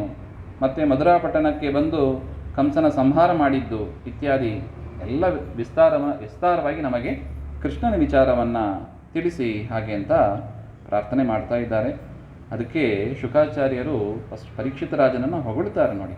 ಸಮ್ಯಕ್ ವ್ಯವಸಿತ ಬುದ್ಧಿ ತವರಾಜ ಋಷಿ ಸತ್ತಮ ವಾಸುದೇವ ಕಥಾಯಾಂತೆ ಯಜ್ಜಾತ ನೈಷ್ಟಿಕೀರತಿ. ನಿನಗೆ ನೋಡಿ, ಸುಮಾರು 7 ದಿನ ಅವನಿಗೆ ಉಪವಾಸ, ತಕ್ಷಕ ಕಚ್ಚಿ ಸಾಯ್ತಾನೆ ಅಂತ ಶಾಪ ಇತ್ತು. ಈ ಭಾಗವತ ದಶಮಸ್ಕಂದ ಪ್ರಾರಂಭ ಆಗುವಾಗ ಸುಮಾರು 6ನೇ ದಿವಸ ಬಂದಿರುತ್ತದೋ ಏನೋ, ಅಷ್ಟು ದಿವಸ ಏನೋ ಅವನು ಶುದ್ಧ ಉಪವಾಸ ಆಚಮನ ಮಾಡಿ ಕತೆ ಕೇಳೋದು ಕೂತದ್ದು ಅಷ್ಟೇ. 6 ದಿವಸ ಸತತವಾಗಿ ಉಪವಾಸದಲ್ಲಿ ಅವನು ಕಥೆಯನ್ನು ಕೇಳ್ತಾ ಇದ್ದಾನೆ. ಆದರೂ ಕೂಡ ಅವನಿಗೇನು ಅನಿಸಿಲ್ಲ, ಸಾಕು ಅಂತ ಅನಿಸಿಲ್ಲ. ಬರ್ತದ ನಮಗೆ ಒಂದು ತಾಸು ಆದ ಕೂಡಲೇ ಯಾವಾಗ ಇವರು ಮುಗಿಸ್ತಾರೆ ಅಂತ ಅನಿಸ್ಬಿಡುತ್ತದೆ ನಮಗೆ. ಯಾವಾಗ ಎದ್ದೋಗೋದು, ಕೂತು ಸಾಕಾಗಿದೆ ನಮಗೆ ಹಾಗೆ ಅಂತ. ಅದು ಶರೀರದ ಆ ಒಂದು ತೊಂದರೆ ಇದ್ದೇ ಇರುತ್ತದೆ ಅದು. ಆದರೆ ಪರೀಕ್ಷಿತನ ವಿಚಾರ ನೋಡಿದರೆ 6 ದಿವಸ ಆದರೂ ಕೂಡ ಅವನಿಗೇನಂತ ಅನಿಸಿಲ್ಲ, ಸಾಕು ಅಂತ ಅನಿಸಿಲ್ಲ. ಇದು ಶುಕಾಚಾರ್ಯರು ಹೊಗಳೋದು. ಸಮ್ಯಕ್ ವ್ಯವಸಿತ ಬುದ್ಧಿ ಅಂದರೆ ನಿನ್ನ ಬುದ್ಧಿ ಚೆನ್ನಾಗಿ ಪಕ್ವವಾಗಿದೆ ಅಂತ ಹೇಳ್ತಾ ಇದ್ದಾರೆ ನೋಡಿ. ಇದು ನಮಗೆ ಆಗಬೇಕಾಗಿರುವುದು ಒಂದು. ಏನಾಗಬೇಕಾಗಿದೆ? ಮನಸ್ಸು, ಬುದ್ಧಿ ಅದೆಲ್ಲ ಪಕ್ವ ಆಗಬೇಕಾಗಿದೆ. ಇಂದ್ರಿಯ ಜಯ ಆಗಬೇಕಾಗಿದೆ. ಆಸನ ಜಯ ಆಗಬೇಕಾಗಿದೆ. ಒಂದು ಆಸನದಲ್ಲಿ ಕೂತರೆ ಶರೀರ ಅಲಗಾಡದೆ ಹಾಗೆ ಇರಬೇಕಂತ. ಇದು ಒಂದೇ ದಿವಸದಲ್ಲಿ ಬರೋದಿಲ್ಲ, ಕ್ರಮೇಣ ಅಭ್ಯಾಸ ಮಾಡ್ತಾ ಬರಬೇಕಾದ್ದು ಹಾಗೆಂತ. ಇದನ್ನೆಲ್ಲ ಹಿಂದೆ ಹೇಳಿದ್ದಾರೆ, ಭಾಗವತದಲ್ಲೇ ಬಂದಿದೆ. ಆದರೂ ಇಲ್ಲಿ ವಿಶೇಷವಾಗಿ ಅದನ್ನು ಹೇಳ್ತಾ ಇದ್ದಾರೆ. ವಾಸುದೇವ ಕಥಾಯಾಂ ಯಜ್ಜಾತ ನೈಷ್ಟಿಕೀರತಿ. ಈ ಒಂದು ಪ್ರೀತಿ ಇದೆಲ್ಲ 6 ದಿವಸ ಆದಮೇಲೂ ಕೂಡ ಇನ್ನೂ ಕೇಳಬೇಕು ಅಂತ. ಇದು ಯಾರೋ ಹೇಳಿಕೊಟ್ಟು ಅಥವಾ ಕೀರ್ತಿಗಾಗಿ ಅಂತ ಬಂದದ್ದಲ್ಲ. ಇದು ಎಂಥ ಇಚ್ಛೆ? ಇದು ನೈಷ್ಟಿಕೀರತಿ ಅಂತ, ತಾನಾಗಿಯೇ ಬಂದ ರತಿ, ಸ್ವಾಭಾವಿಕವಾದ ಒಂದು ಇಚ್ಛೆ. ಹರಿಕಥಾಂಸಾರದಲ್ಲಿ ಹೇಳ್ತಾರೆ ನೋಡಿ, ಶ್ರವಣ ಮನಕಾನಂದವೀವುದು ಭವಜನಿತ ದುಃಖಗಳ ಕಳೆಯುವುದು ವಿವಿಧ ಭೋಗಗಳ ಇಹಪರಂಗಳಲ್ಲಿ ಇತ್ತು ಸಲಹುವುದು ಭುವನ ಪಾವನ ನೆನಿಪ ಲಕುಮಿದವನ ಮಂಗಳ ಕಥೆಯ ಕಿವಿಕೊಟ್ಟು ಕೇಳುವುದು, ಪರಮಾದರದಿ ಕಿವಿಕೊಟ್ಟು ಕೇಳುವುದು ಅಂತ. ಪರಮಾತ್ಮನ ಕಥೆಯನ್ನು ಯಾಕೆ ಕೇಳಬೇಕು ಅಂತ ತುಂಬ ಚೆನ್ನಾಗಿ ಅಲ್ಲಿ ಸಂಗ್ರಹ ಮಾಡಿಕೊಟ್ಟಿದ್ದಾರೆ. ನಮ್ಮ ಪಾಪವನ್ನೆಲ್ಲ ತೊಳೆದಾಕಿ ಇಹಲೋಕದಲ್ಲಿ ಏನು ಸುಖ ಸಾಧನೆ ಬೇಕಾಗಿದೆ ಅದನ್ನು ಕೊಡತಕ್ಕದ್ದು, ಪರಲೋಕದಲ್ಲೂ ಕೂಡ ನಮಗೆ ಸುಖ ಸಾಧನಗಳನ್ನು ಕೊಡತಕ್ಕದ್ದು. ಅದು ಒಂದೇ. ಯಾವುದು? ಹರಿಕತೆ. ಹರಿಕಥಾಮೃತ ಸೇವೆ ಹರಿದಾಸಗಲ್ಲದೆ ದುರುಳ ಮೂಢರು ಬಲ್ಲದೆ ಅಂತ ಒಂದು ಪುರಂದರದಾಸರ ಪದ್ಯ. ಇದು ಒಂದು ಉದಾಹರಣೆ ಕೊಡ್ತಾರೆ. ಅಡಿಗೆಯ ರುಚಿ ಯಾವುದಕ್ಕೆ ಗೊತ್ತಾಗ್ತದೆ? ನಾಲಿಗೆ ಗೊತ್ತಾಗ್ತದೆ. ಅಣಿಮಾಡಿ ಕೊಡುವ ಕರಬಲ್ಲುವುದೇ ಕೈಗೆ ಗೊತ್ತಾಗ್ತದ? ಯದ್ಯಪಿ ಆ ನಾಲಿಗೆಗೆ ಆ ಅನ್ನವನ್ನು ಮುಟ್ಟಿಸುವ ಕೆಲಸ ಅದು ಕೈ ಮಾಡತಕ್ಕದ್ದು. ಅದರಿಂದ ಆದರೂ ಕೈಗೆ ಏನಿಲ್ಲ, ರುಚಿ ಗೊತ್ತಾಗೋದಿಲ್ಲ. ಅದೇನೋ ಇದ್ದದ್ದನ್ನು, ಎಲೆಯಲ್ಲಿ ಇದ್ದದ್ದನ್ನು ತೆಗೆದು ಕೊಟ್ಟು ಬಿಡ್ತದೆ, ಟ್ರಾನ್ಸ್ಫರ್ ಮಾಡ್ತದೆ ಅಷ್ಟೇ. ರುಚಿ ಯಾವುದಕ್ಕೆ ಗೊತ್ತು? ನಾಲಿಗೆಗೆ ಗೊತ್ತು. ಹೇಗೋ ಅದೇ ಥರ ಹರಿಕಥಾಮೃತ ಸೇವೆ ಅದು ಯಾರಿಗೆ ರುಚಿಸ್ತದೆ? ಹರಿದಾಸರಿಗೆ ಅಷ್ಟೇ ರುಚಿಸೋದು. ದುರುಳ ಮೂಢರು ಅದರ ರುಚಿಯನ್ನು ಸ್ವೀಕಾರ ಮಾಡಲಾರರು ಅಂತ ಹೇಳ್ತಾ ಇದ್ದಾರೆ. ಅದರಿಂದ ಪರಮಾತ್ಮನ ಕಥೆಯಲ್ಲಿ ನಾವು ಎಷ್ಟು ಆದರ ತೋರಿಸ್ತೀವಿ ಅದು ನಮಗೆ ತಾರಕ. ಅದನ್ನು ಶುಕಾಚಾರ್ಯರು ಹೇಳ್ತಾ ಇದ್ದಾರೆ. ವಾಸುದೇವ ಕಥಾ ಪ್ರಶ್ನ ಪುರುಷಾನ್ ಸ್ತ್ರೀನ್ ಪುನಾತಿ ವಕ್ತಾರಂ ಪೃಚ್ಛಕಂ ಶ್ರೋತ್ರನ್ ತತ್ಪಾದ ಸಲಿಲಂ ಯಥಾ. 3 ಜನರನ್ನು ಪವಿತ್ರ ಮಾಡ್ತದಂತೆ ಈ ಹರಿಕಥೆಯಲ್ಲಿ. ನೋಡಿ, ಇರುವ ಒಂದು ಸ್ವಾರಸ್ಯ ಅಂದರೆ 3 ಜನರನ್ನ ಪವಿತ್ರ ಮಾಡತಕ್ಕದ್ದು. ನಾವು ಪಾಠ ಓದಿದರೆ ಅದು ನಮ್ಮನ್ನು ಮಾತ್ರ ಪವಿತ್ರ ಮಾಡ್ತದೆ. ಪಾರಾಯಣ ಮಾಡಿದರೆ ಯಾರು ಪವಿತ್ರರಾಗ್ತಾರೆ? ನಾವೊಬ್ಬರೇ ಪವಿತ್ರರಾಗ, ಯಾರು ಓದ್ತಾರೋ ಅವರಷ್ಟೇ. ಆದರೆ ಹರಿಕಥೆ ಹಾಗೆಲ್ಲ. 3 ಜನರನ್ನು, ಯಾರು? ವಕ್ತಾರಂ ಪೃಚ್ಛಕಂ ಶ್ರೋತೃನಂತ. ಹರಿಕಥೆಯನ್ನು ಹೇಳ್ತಾರೆ, ಯಾರು ಹೇಳ್ತಾರೋ ಅವರು ಪುನೀತರಾಗ್ತಾರೆ. ಯಾರು ಪ್ರಶ್ನೆ ಮಾಡ್ತಾರೆ, ಆಯೋಜನೆ ಮಾಡ್ತಾರೆ, ಅವರನ್ನು ಪುನೀತರನ್ನಾಗಿ ಮಾಡ್ತಾರೆ. ಕೇಳುವವರು ಅವರನ್ನು ಕೂಡ ಒಂದೇ ಕಲ್ಲಿನಲ್ಲಿ 3 ಮಾವಿನಕಾಯಿ ಅಂತ ಹೇಳ್ತಾರೆ ನೋಡಿ, ಆ ಥರ ಪರಿಸ್ಥಿತಿ. ಅದರಿಂದ ಬೆನಿಫಿಟ್ ಜಾಸ್ತಿ, ಹರಿಕಥೆಯಲ್ಲಿ ಬೆನಿಫಿಟ್ ಜಾಸ್ತಿ ಇದೆ ಅಂತ ಹೇಳ್ತಾರೆ. ತತ್ಪಾದ ಸಲಿಲಂ ಯಥಾ. ಪರಮಾತ್ಮನ ಅದು ಪಾದೋದಕ ಇದ್ದಾಗೆ, ಗಂಗೆ ಇದ್ದ ಹಾಗೆ ಅಂತ ಹೇಳ್ತಾರೆ. ಏನಾಗಿತ್ತಂದರೆ, ಭೂಮಿ ದೃಪ್ತ ನೃಪವ್ಯಾಜ ದೈತ್ಯಾನೀಕ ಶತಾಯುತೈ ಆಕ್ರಾಂತ ಭೂರಿಭಾರೇಣ ಬ್ರಹ್ಮಾಣಂ ಶರಣಂ ಯಯೋ. ಹಾಗೆಂತ ಭೂಮಾತೆಗೆ ತೊಂದರೆ ಆಯ್ತಂತೆ. ಯಾಕೆ ಹಾಗೆಂದರೆ, ಆ ರಾಜರ ಪರಿಸ್ಥಿತಿ ಹಾಗಿತ್ತು. ಆ ಕಾಲದಲ್ಲಿ ದುಷ್ಟರೇ ರಾಜರಾಗಿ ಅವತಾರ ಮಾಡಿತು. ಅಂದರೆ ಯಾರಿದ್ರು? ಕೃಷ್ಣ ಅವತಾರ ಮಾಡುವಾಗ ರಾಜರಾಗಿ ಯಾರಿದ್ರು? ಜರಾಸಂಧ ಇದ್ದ, ಕಂಸ ಇದ್ದ. ಈ ರೀತಿಯಾಗಿ ಯಾರ್ಯಾರು ಭೂಮಿಯ ರಾಜರಾಗಿದ್ದರು ಅವರೆಲ್ಲ ದುಷ್ಟರಾಗಿದ್ದರು. ಯದ್ಯಪಿ ಪರಶುರಾಮನಾಗಿ ಪರಮಾತ್ಮ 21 ಬಾರಿ ಭೂಪ್ರದಕ್ಷಿಣೆ ಮಾಡಿ ಅನೇಕ ದುಷ್ಟ ಕ್ಷತ್ರಿಯರನ್ನು ಸಂಹಾರ ಮಾಡಿದ ಮೇಲೂ ಕೂಡ ಮತ್ತೆ ಭೂಮಿಯಲ್ಲಿ ಆ ರಾಜರ ಆರ್ಭಟ ಇತ್ತು ಹಾಗೆಂತ. ಅದರಿಂದ ಭೂಮಾತೆ ಗೋವಿನ ರೂಪ ತಾಳಿ ಹೋದರು ಹಾಗೆಂತ. ನೋಡಿ, ಅಧಿಕ ಮಾಸದಲ್ಲಿ ಗೋವಿನ ಸೇವೆ ಕೂಡ ಭಾರಿ ವಿಶೇಷ ಅಂತ ಹೇಳ್ತಾರೆ. ಅದಕ್ಕೆ ಈ ಒಂದು ವಿಚಾರವನ್ನು ದೇವರು ತಿಳಿಸಿಕೊಡ್ತಾ ಇದ್ದಾನೆ. ಭೂಮಾತೆ ಅಂದರೆ, ಭೂಮಾತೆ ಸೇವೆ ಅಂದರೆ ಅದೇ ಗೋ ಸೇವೆ ಅಷ್ಟೆ. ಅವಳು ಆ ಗೋವು ಕಣ್ಣಲ್ಲಿ ನೀರು ಹಾಕ್ತಾ ಬ್ರಹ್ಮದೇವರ ಹತ್ರ ಬಂದಳಂತೆ. ನನಗೆ ತುಂಬ ತೊಂದರೆ ಆಗ್ತಾ ಇದೆ ಹಾಗೆ. ನಮಗೆ ಇಲ್ಲಿ ಭಾಗವತ ಓದಿದರೆ ಅರ್ಥ ಆಗೋದಿಲ್ಲ. ಏನು, ರಾಜರು ಇದ್ದರೆ ಭೂಮಿಗೆ ಯಾಕೆ ದುಃಖ ಆಗಬೇಕ್ರಿ ಹಾಗೆ ಅಂತ ವಾದರಾಜ ಸ್ವಾಮಿಗಳು ಬರೀತಾರೆ ರುಕ್ಮಿಣೀಶ ವಿಜಯದಲ್ಲಿ. ಅದಕ್ಕೆ ಗುರು ಅನುಗ್ರಹ ಅಂತ ಹೇಳೋದು. ಅದಕ್ಕೆ ಏನಾಗಿತ್ತು ಹಾಗೆಂದರೆ, ಭೂಮಿ ಅಂದರೆ ಅದು ಜಡವಾದ ಭೂಮಿ ಅಲ್ಲ. ಆ ಭೂಮಿಗೆ ಒಂದು ಅಭಿಮಾನಿ ದೇವತೆ ಧರಾದೇವಿ ಅಂತ ಇದ್ದಾರೆ. ಅವರು ಪರಮಾತ್ಮನ ಮಡದಿಗೆ ಪತಿವ್ರತ ಸ್ತ್ರೀಯರವರು ಪತಿಯ ನಿಂದೆ ಅದು ಸಹನೆ ಆಗೋದಿಲ್ಲ. ಪತಿವ್ರತ ಸ್ತ್ರೀಯರಿಗೆ ಪತಿಯ ನಿಂದೆ ಸಹನೆ ಆಗೋದಿಲ್ಲ.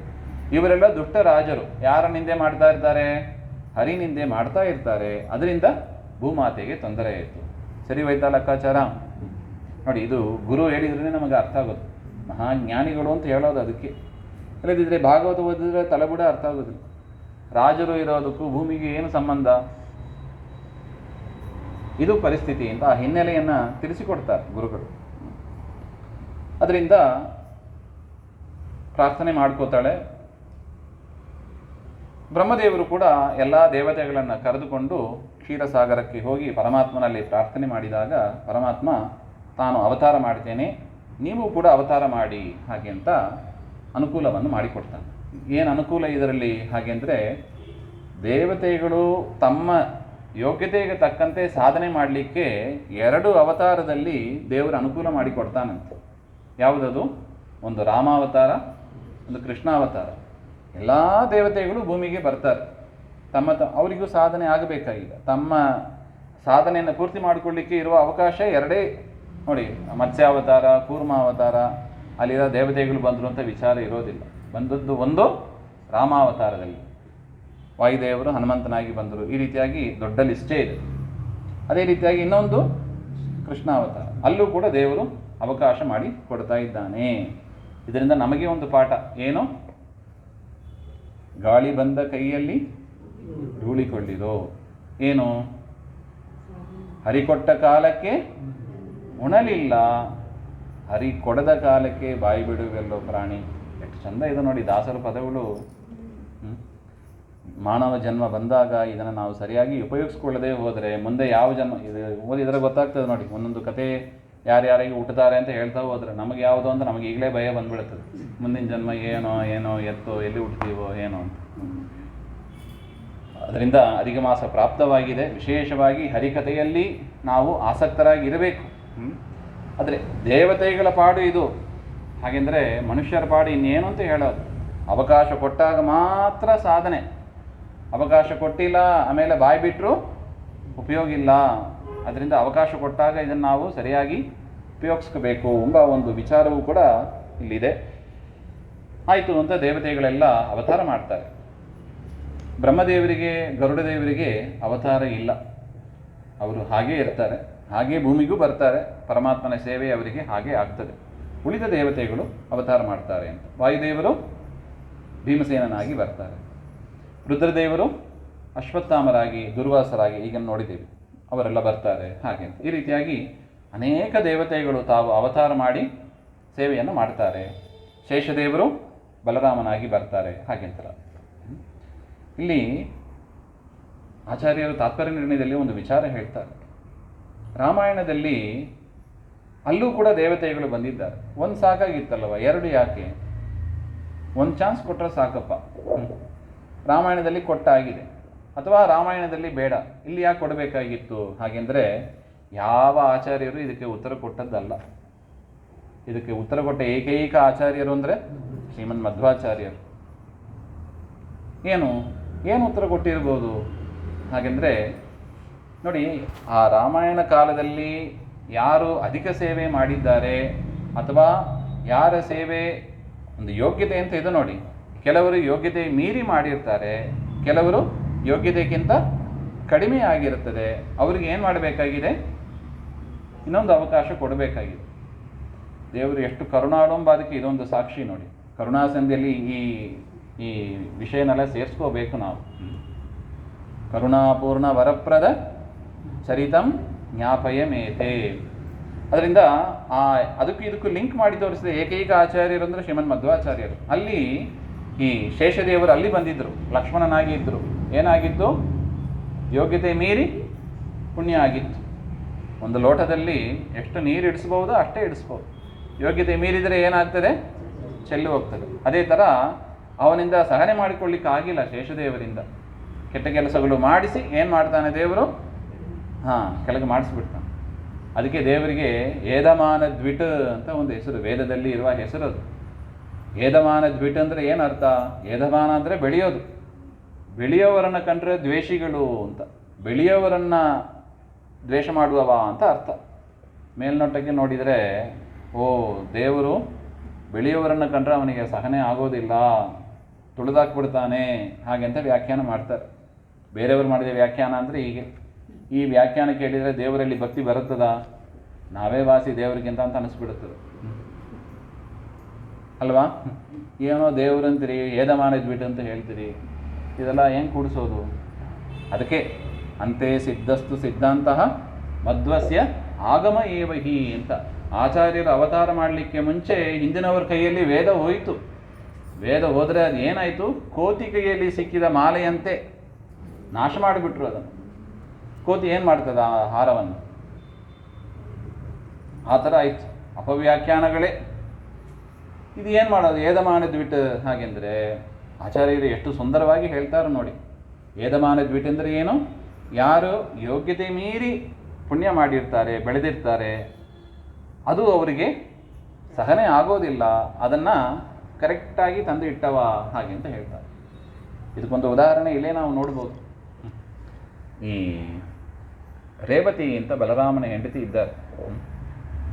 ಅವರು ಕೃತಯುಗದವರು ಅನ್ನಿಸ್ತದೆ, ಕೃತಯುಗನೋ ತ್ರೇತಾಯುಗನೋ ಯಾವುದೋ. ಅವರು ಅಷ್ಟೇ ಎತ್ತರಕ್ಕೆ ಇದ್ದರಂತೆ. ದೇವರು ಏನು ಮಾಡಿದ, ಆ ರೇವತಿಯ ತಂದೆ ಹೋಗಿ ಇವರನ್ನು ಯಾರಿಗೆ ಕೊಟ್ಟು ಮದುವೆ ಮಾಡಬೇಕು ಅಂತ ಅವ್ರದ್ದು ತಲೆಗೆ ಇತ್ತು. ಕನ್ಯೆ ಹುಟ್ಟಿದ ಮೇಲೆ ಸಾಮಾನ್ಯ ತಂದೆ ತಾಯಿಯರಿಗೆ ಜವಾಬ್ದಾರಿ ಇರುತ್ತದೆ, ಯಾರಿಗೆ ಕೊಟ್ಟು ಮದುವೆ ಮಾಡೋದು ಅಂತ ಒಂದು ಸಮಸ್ಯೆ. ತೀರ್ಮಾನ ಮಾಡೋದು ಯಾರು? ಬ್ರಹ್ಮದೇವರು. ಅದರಿಂದ ಡೈರೆಕ್ಟಾಗಿ ಅವ್ರನ್ನೇ ಕೇಳ್ಬಿಡೋಣ, ಯಾಕೆ ಸುಮ್ಮನೆ ಬ್ರೋಕರ್ ಗೀಕರ್ಲ ಬೇಡ ಹಾಗೆ ಅಂತ ಡೈರೆಕ್ಟಾಗಿ ಅವ್ರ ಹತ್ರ ಹೋಗಿ ಕೇಳೋಣ ಅಂತ ಹೋದರೆ ಅಲ್ಲಿ ಒಂದು ಸಂಗೀತ ಕಾರ್ಯಕ್ರಮ ಇತ್ತು. ಸ್ವಲ್ಪ ಹೊತ್ತು ತಾಳ್ತಾ ಇದ್ದರು. ತಾಳಿ ಕಾರ್ಯಕ್ರಮ ಎಲ್ಲ ಆಯಿತು. ಬ್ರಹ್ಮದೇವ್ರನ್ನ ಭೇಟಿಯಾದರು. ಸ್ವಾಮಿ, ರೇವತಿ ಅಂತ ಇದ್ದಾಳೆ, ಯಾರಿಗೆ ಕೊಟ್ಟು ಮದುವೆ ಮಾಡೋದು ಹಾಗೆ. ಅವರು ಒಂದು ಇಷ್ಟು ರಾಜನ ಹೆಸರು ಹೇಳಿದರು, ಈ ರಾಜನಿಗೆ ಕೊಡೋದು, ಈ ರಾಜನಿಗೆ ಕೊಡೋದು, ಈ ರಾಜನಿಗೆ ಕೊಡೋದು. ಬ್ರಹ್ಮದೇವರು ಹೇಳಿದರು, ನೀ ಹೇಳಿದ ರಾಜರು ಯಾರೂ ಕೂಡ ಈಗ ಭೂಮಿಯಲ್ಲಿ ಇಲ್ಲ, ಅವರ 10 ತಲೆಮಾರುಗಳು ಹೋಗಿಬಿಟ್ಟಿದ್ರು.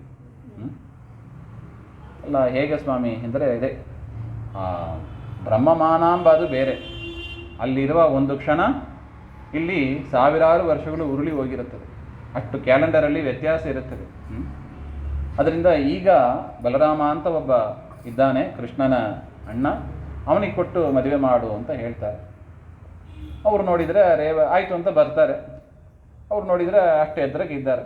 ಚೆನ್ನಾಗಿರ್ತದಾ? ಗಂಡ ಹೆಂಡತಿ ಹೇಗಿರಬೇಕು? ಒಬ್ಬರು ಸಣ್ಣ, ಒಬ್ಬರು ಇಷ್ಟು ಎತ್ತರಕ್ಕೆ, ಸರಿಗಿರ್ತದಾ? ಸರಿಗಿರೋದಿಲ್ಲ. ನೇಗಿಲಿನಿಂದ ಎಳೆದು ತಮಗೆ ಎಷ್ಟು ಎತ್ತರ ಬೇಕೋ ಅಷ್ಟು ಎತ್ತರಕ್ಕೆ ಮಾಡಿಕೊಂಡ್ರು ಹಾಗೆ ಅಂತ ನೋಡಿ. ಇದು ಬಲರಾಮ ದೇವರಿಗೆ ಇರುವ ಒಂದು ಸಾಮರ್ಥ್ಯ. ಶೇಷದೇವರ ಸಾಮರ್ಥ್ಯವನ್ನು ಹೇಳುವಾಗ ಅಷ್ಟು ಹೇಳ್ತಾರೆ. ಅದರಿಂದ ಯಾರು ಯೋಗ್ಯತೆ ಮೀರಿ ಬೆಳೆದಿರ್ತಾರೆ, ರೇವತಿ ಏನು ಯೋಗ್ಯತೆ ಮೀರಿ ಬೆಳೆದಿಲ್ಲ, ಆದರೆ ಕಾಲಕ್ಕೆ ತಕ್ಕಂತೆ ಇಲ್ಲ ಅದು. ಆ ಕಾಲದಲ್ಲಿ ಇದೆ, ಒಂದೊಂದು ಯುಗದಲ್ಲೂ ಮನುಷ್ಯರು ಎಷ್ಟು ಎತ್ತರ ಇರಬೇಕು ಅಂತ ಇದೆ. ಆ ಕಾಲಕ್ಕೆ ವ್ಯತ್ಯಾಸವಾಗಿ ಇದ್ದು ಅದನ್ನು ಅಡ್ಜಸ್ಟ್ ಮಾಡಿಕೊಂಡ್ರು ಅಂತ. ಅಲ್ಲಿ ಹೇಗೆ ದೋಷ ಇಲ್ಲವೋ ಅದೇ ಥರವೇ ದೇವರಲ್ಲೂ ಕೂಡ ದೋಷ ಇಲ್ಲ. ಇದು ಯಾರು ಯೋಗ್ಯತೆ ಮೀರಿ ಮಾಡಿರ್ತಾರೆ ಅವರ ಪುಣ್ಯವನ್ನು ದೇವರು ಕಡಿಮೆ ಮಾಡ್ತಾನೆ. ಇದು ನಮಗೆ ಒಂದು ಖುಷಿ ಆಯಿತು. ಯೋಗ್ಯತೆ ಮೀರಿ ಮಾಡಿಕೊಂಡು ಒದ್ದಾಡೋದು ಬದಲು ಮಾಡೋದೇ ಕಡಿಮೆ ಮಾಡಿಬಿಟ್ರೆ ಸುಲಭ ಆಯ್ತಲ್ಲ ಹಾಗೆ ಅಂತ. ಇದು ಯಾಕೆ ಒದ್ದಾಡೋದು ಯಾತಕ್ಕೆ ಹಾಗೆಂದರೆ ಅದಕ್ಕೆ ಹೇಳ್ತಾ ಇದ್ದಾರೆ, ನಮಗೆ ಮನುಷ್ಯರಿಗೆ ಯೋಗ್ಯತೆ ಎಷ್ಟಿದೆಯೋ ಅಷ್ಟೇ ಮಾಡಲಿಕ್ಕೆ ಆಗೋದಿಲ್ಲ. ಆ ಯೋಗ್ಯತೆ ಮೀರಿ ಮಾಡೋದೆಲ್ಲ ಯಾರಿಗೆ ಕೇಸದಲ್ಲೂ ಅದೆಲ್ಲ ದೇವತೆಗಳ ಕೇಸು, ಋಷಿಗಳ ಕೇಸು. ಅವರು ಕೆಲವೊಮ್ಮೆ ಯೋಗ್ಯತೆ ಮೀರಿ ಮಾಡಿಬಿಟ್ಟಿರ್ತಾರೆ. ಅದರಿಂದ ಅವರಿಗೆ ಸಂಬಂಧಪಟ್ಟದೇ ಹೊರತು ಮನುಷ್ಯರಿಗೆ ಸಂಬಂಧ ಇಲ್ಲ. ಅದರಿಂದ ಅಧಿಕ ಮಾಸದಲ್ಲಿ ನೀವೇನು ದಾನ ಮಾಡಬೇಕು ಅಂತ ಇಚ್ಛೆ ಪಟ್ಟಿದ್ದೀರಿ, ಯೋಗ್ಯತೆ ಮೀರಿ ಯಾಕೆ ಮಾಡಬೇಕು, ಇಷ್ಟೇ ಮಾಡೋಣ ಹಾಗೆ ಅಂತೆಲ್ಲ ನೀವು 33 ಯಾಕೆ 3 ಸಾಕು ಅಂತೆಲ್ಲ ನೀವು ಅದನ್ನು ಸಂಕೋಚ ಮಾಡಬಾರ್ದು. 33 ಅಂದರೆ 33 ಕೊಡಬೇಕು ಹಾಗೆ ಅಂತ ಕೊಟ್ಟು. ಈ ರೀತಿಯಾಗಿ ಪರಮಾತ್ಮ ದೇವತೆಗಳಿಗೆ ಕೊಟ್ಟ ಅವಕಾಶ ಭೂಮಿಯಲ್ಲಿ ನೀವು ಅವತಾರ ಮಾಡ್ರಿ ಹಾಗೆ ಅಂತ. ಅದರ ಪ್ರಕಾರ ಎಲ್ಲರೂ ಕೂಡ ಅವತಾರ ಮಾಡ್ತಾ ಇದ್ದಾರೆ. ಪರಮಾತ್ಮ ತಾನು ಕೂಡ ಅವತಾರ ಮಾಡಬೇಕು ಅಂತ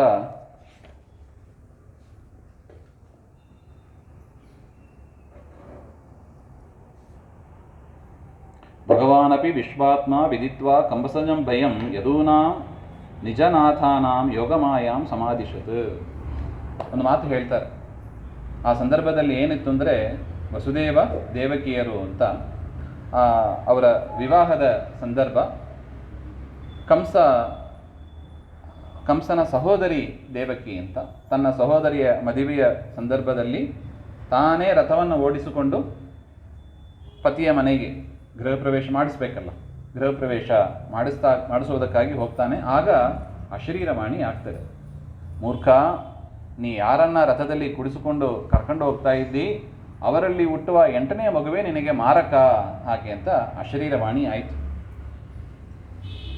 ಅಶರೀರವಾಣಿ ಆದಾಗ ಅವನಿಗೆ ಅರ್ಥ ಆಯಿತು, ನಾನು ಮೃತ್ಯುವನ್ನೇ ಹಿಂದಕ್ಕೆ ಕೂಡಿಸ್ಕೊಂಡು ರಥ ಓಡಿಸ್ತಾ ಇದ್ದೇನೆ ಅಂತ. ಆ ದೇವಕಿಯ ಕೂದಲನ್ನು ಹಿಡಿದು ಕತ್ತರಿಸಿಬಿಡ್ತೀನಿ ಅಂತ ಹೋದ. ವಸುದೇವ ತಡೀತಾನೆ. ನೋಡು, ಇದು ಮದುವೆ ಸಂದರ್ಭ, ನಿನ್ನ ಸಹೋದರಿ, ಇವಳನ್ನು ಬಿಟ್ಟು ಬಿಡು ಹಾಗೆ ಅಂತ. ಎಷ್ಟು ಹೇಳಿದರೂ ಕೇಳಲ್ಲ ನೋಡಿ. ಇದೆ ಅಹಂಕಾರ ಮಮಕಾರ ಅಂತ ಹೇಳ್ತೀವಿ ನೋಡಿ. ತನ್ನ ಪ್ರಾಣ ಉಳಿಬೇಕು ಅಂತ ದುಷ್ಟ ಜನರು ಯಾರ ಪ್ರಾಣವನ್ನು ತೆಗೆಯೋದಕ್ಕೆ ಕೂಡ ಹಿಂಜರಿಯೋದಿಲ್ಲ. ತಾನು ಬದುಕಿದ್ರೆ ಸಾಕು, ಬೇರೆಯವರು ಹೇಗೆ ಹಾಳಾದರೂ ಇದು ದುಷ್ಟ ಬುದ್ಧಿ, ಅಸುರ ಬುದ್ಧಿ ಅಂದರೆ ಈ ಥರ ಇರುತ್ತದೆ. ತಾನು ತಾನು ತಾನು ನಾನು ನನ್ನದು. ಅದಕ್ಕೆ ಹೇಳಿದ್ದು ನಾನು ನನ್ನದು ಎನ್ನುವುದು ನರಕ ಅಂತ. ಯಾಕೆ? ಇದು ಯಾರ ಬುದ್ಧಿ? ಇದು ಅಸುರ ಬುದ್ಧಿ.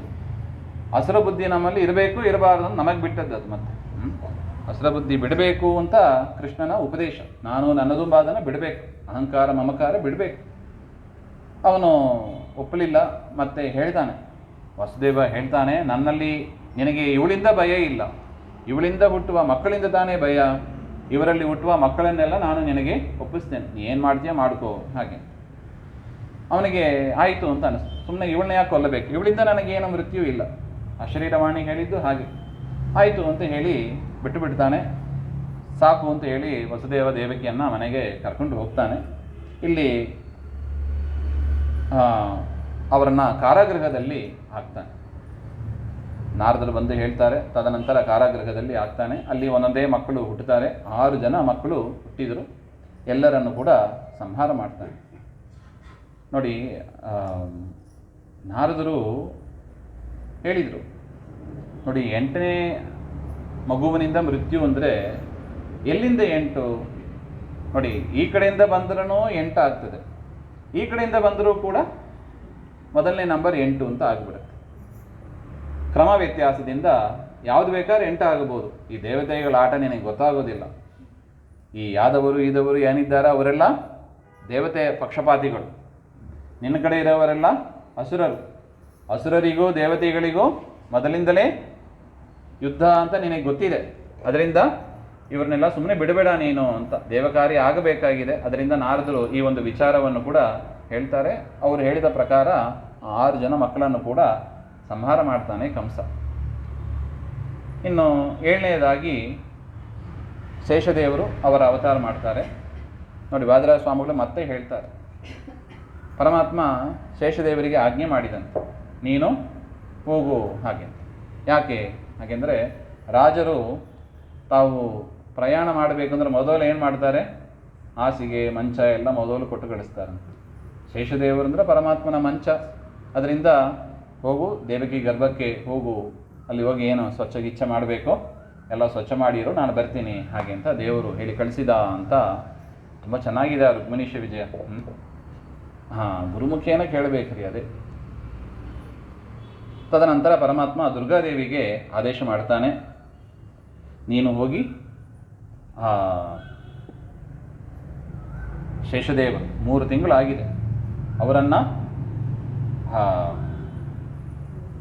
ರೋಹಿಣಿ ಉದರಕ್ಕೆ ಟ್ರಾನ್ಸ್ಫರ್ ಮಾಡು.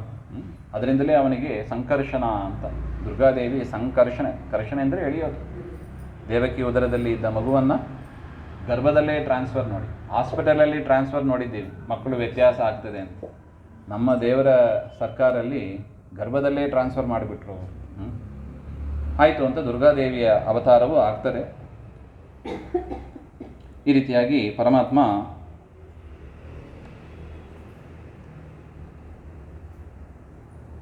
ತಾನು ಅವತಾರವನ್ನು ಮಾಡಬೇಕು ಅಂತ ಇಚ್ಛೆ ಪಡ್ತಾನೆ.